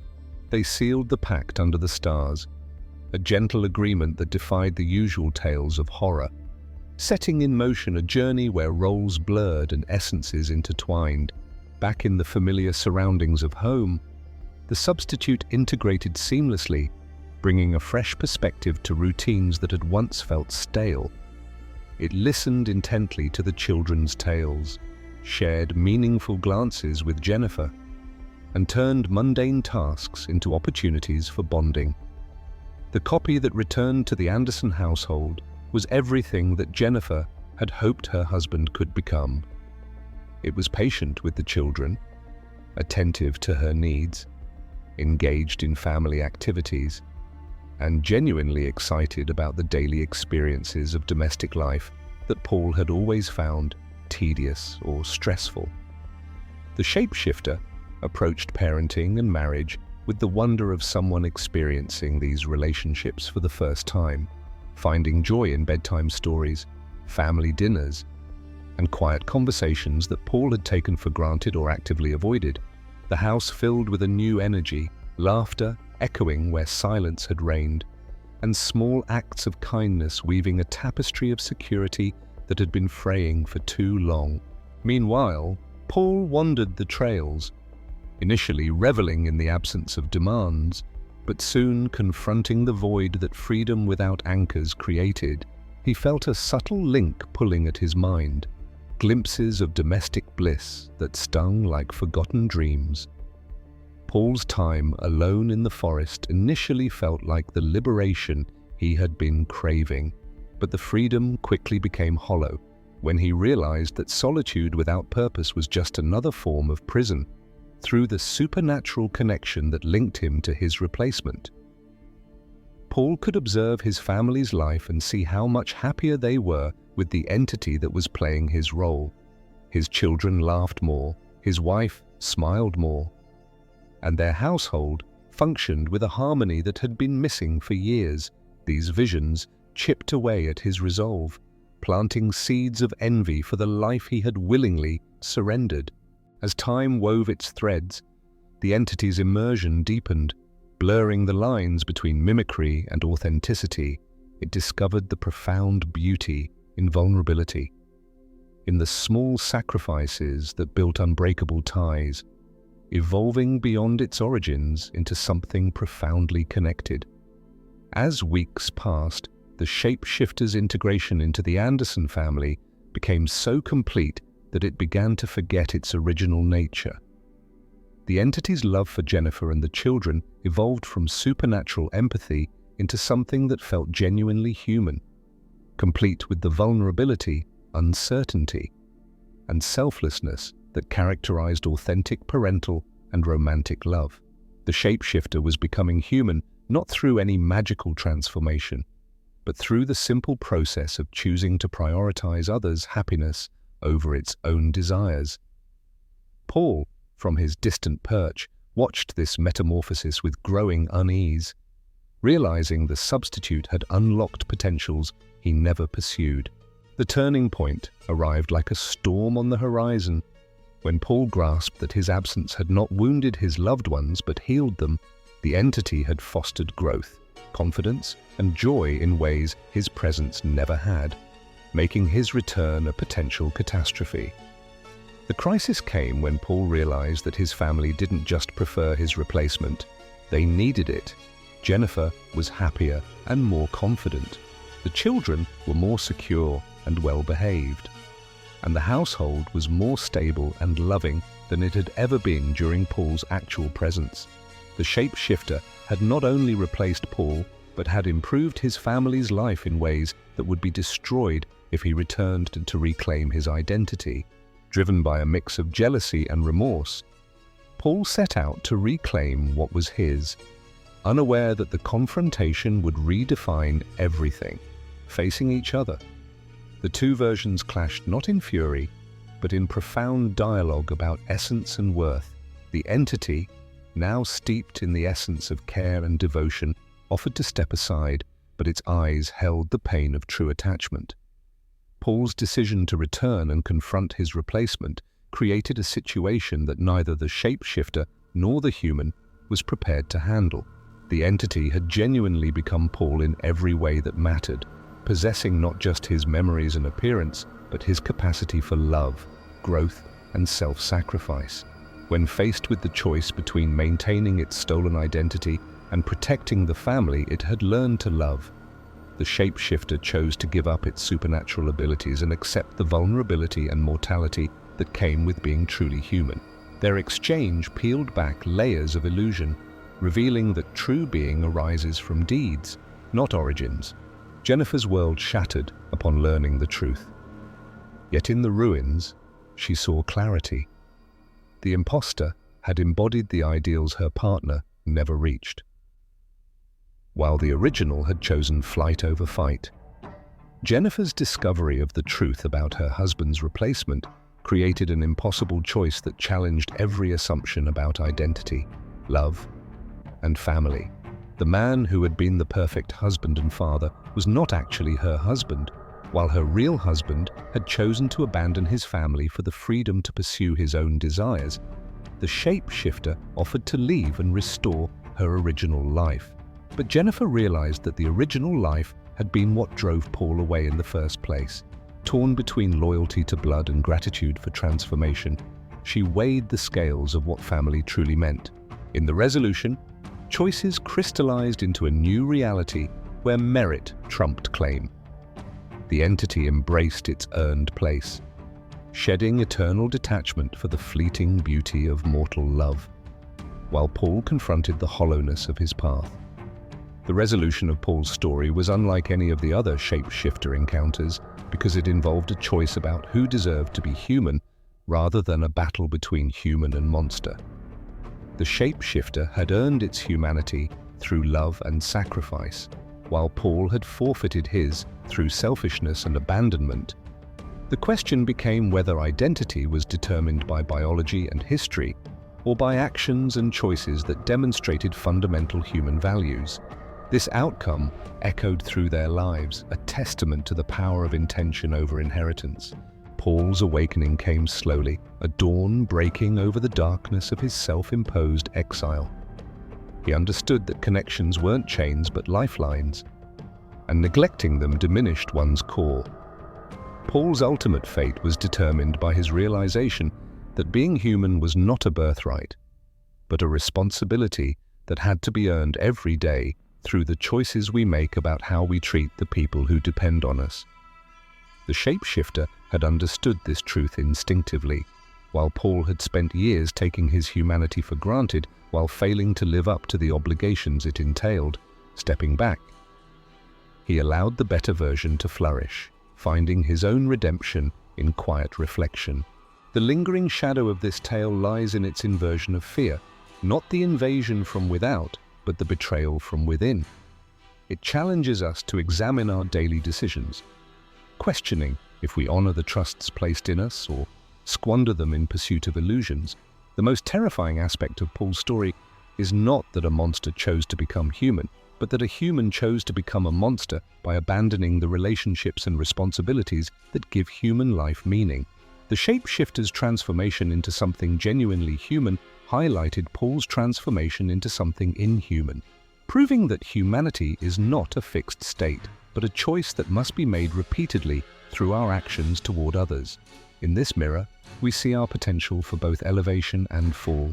Haunting queries persist. Do we merit the bonds we overlook, or could another soul claim them with greater right through pure devotion? This narrative strips away complacency, urging vigilance in nurturing what defines us. The brew question that will haunt you long after hearing Paul's story is whether we deserve the human connections we take for granted, and whether someone who chooses to love and protect our family might have more right to our identity than we do if we choose to abandon those relationships. The shapeshifter proved that becoming human is possible for any entity willing to prioritize love over self-interest, while Paul proved that losing our humanity is equally possible for anyone who chooses selfishness over the sacred responsibilities that come with being trusted by others who need us. It serves as a beacon, illuminating the path to true fulfillment. Ultimately, the saga compels introspection on the monsters we harbor, not in distant woods, but in the recesses of our choices. It reveals that the greatest threat is self-sabotage, and salvation lies in embracing the messiness of care. In the end, Paul Anderson's story forces us to confront the possibility that the real monsters are not the supernatural entities that might replace us, but the choices we make every day that determine whether we deserve the human connections they give our lives meaning, and whether we are worthy of the love that others offer us, despite our flaws and failures.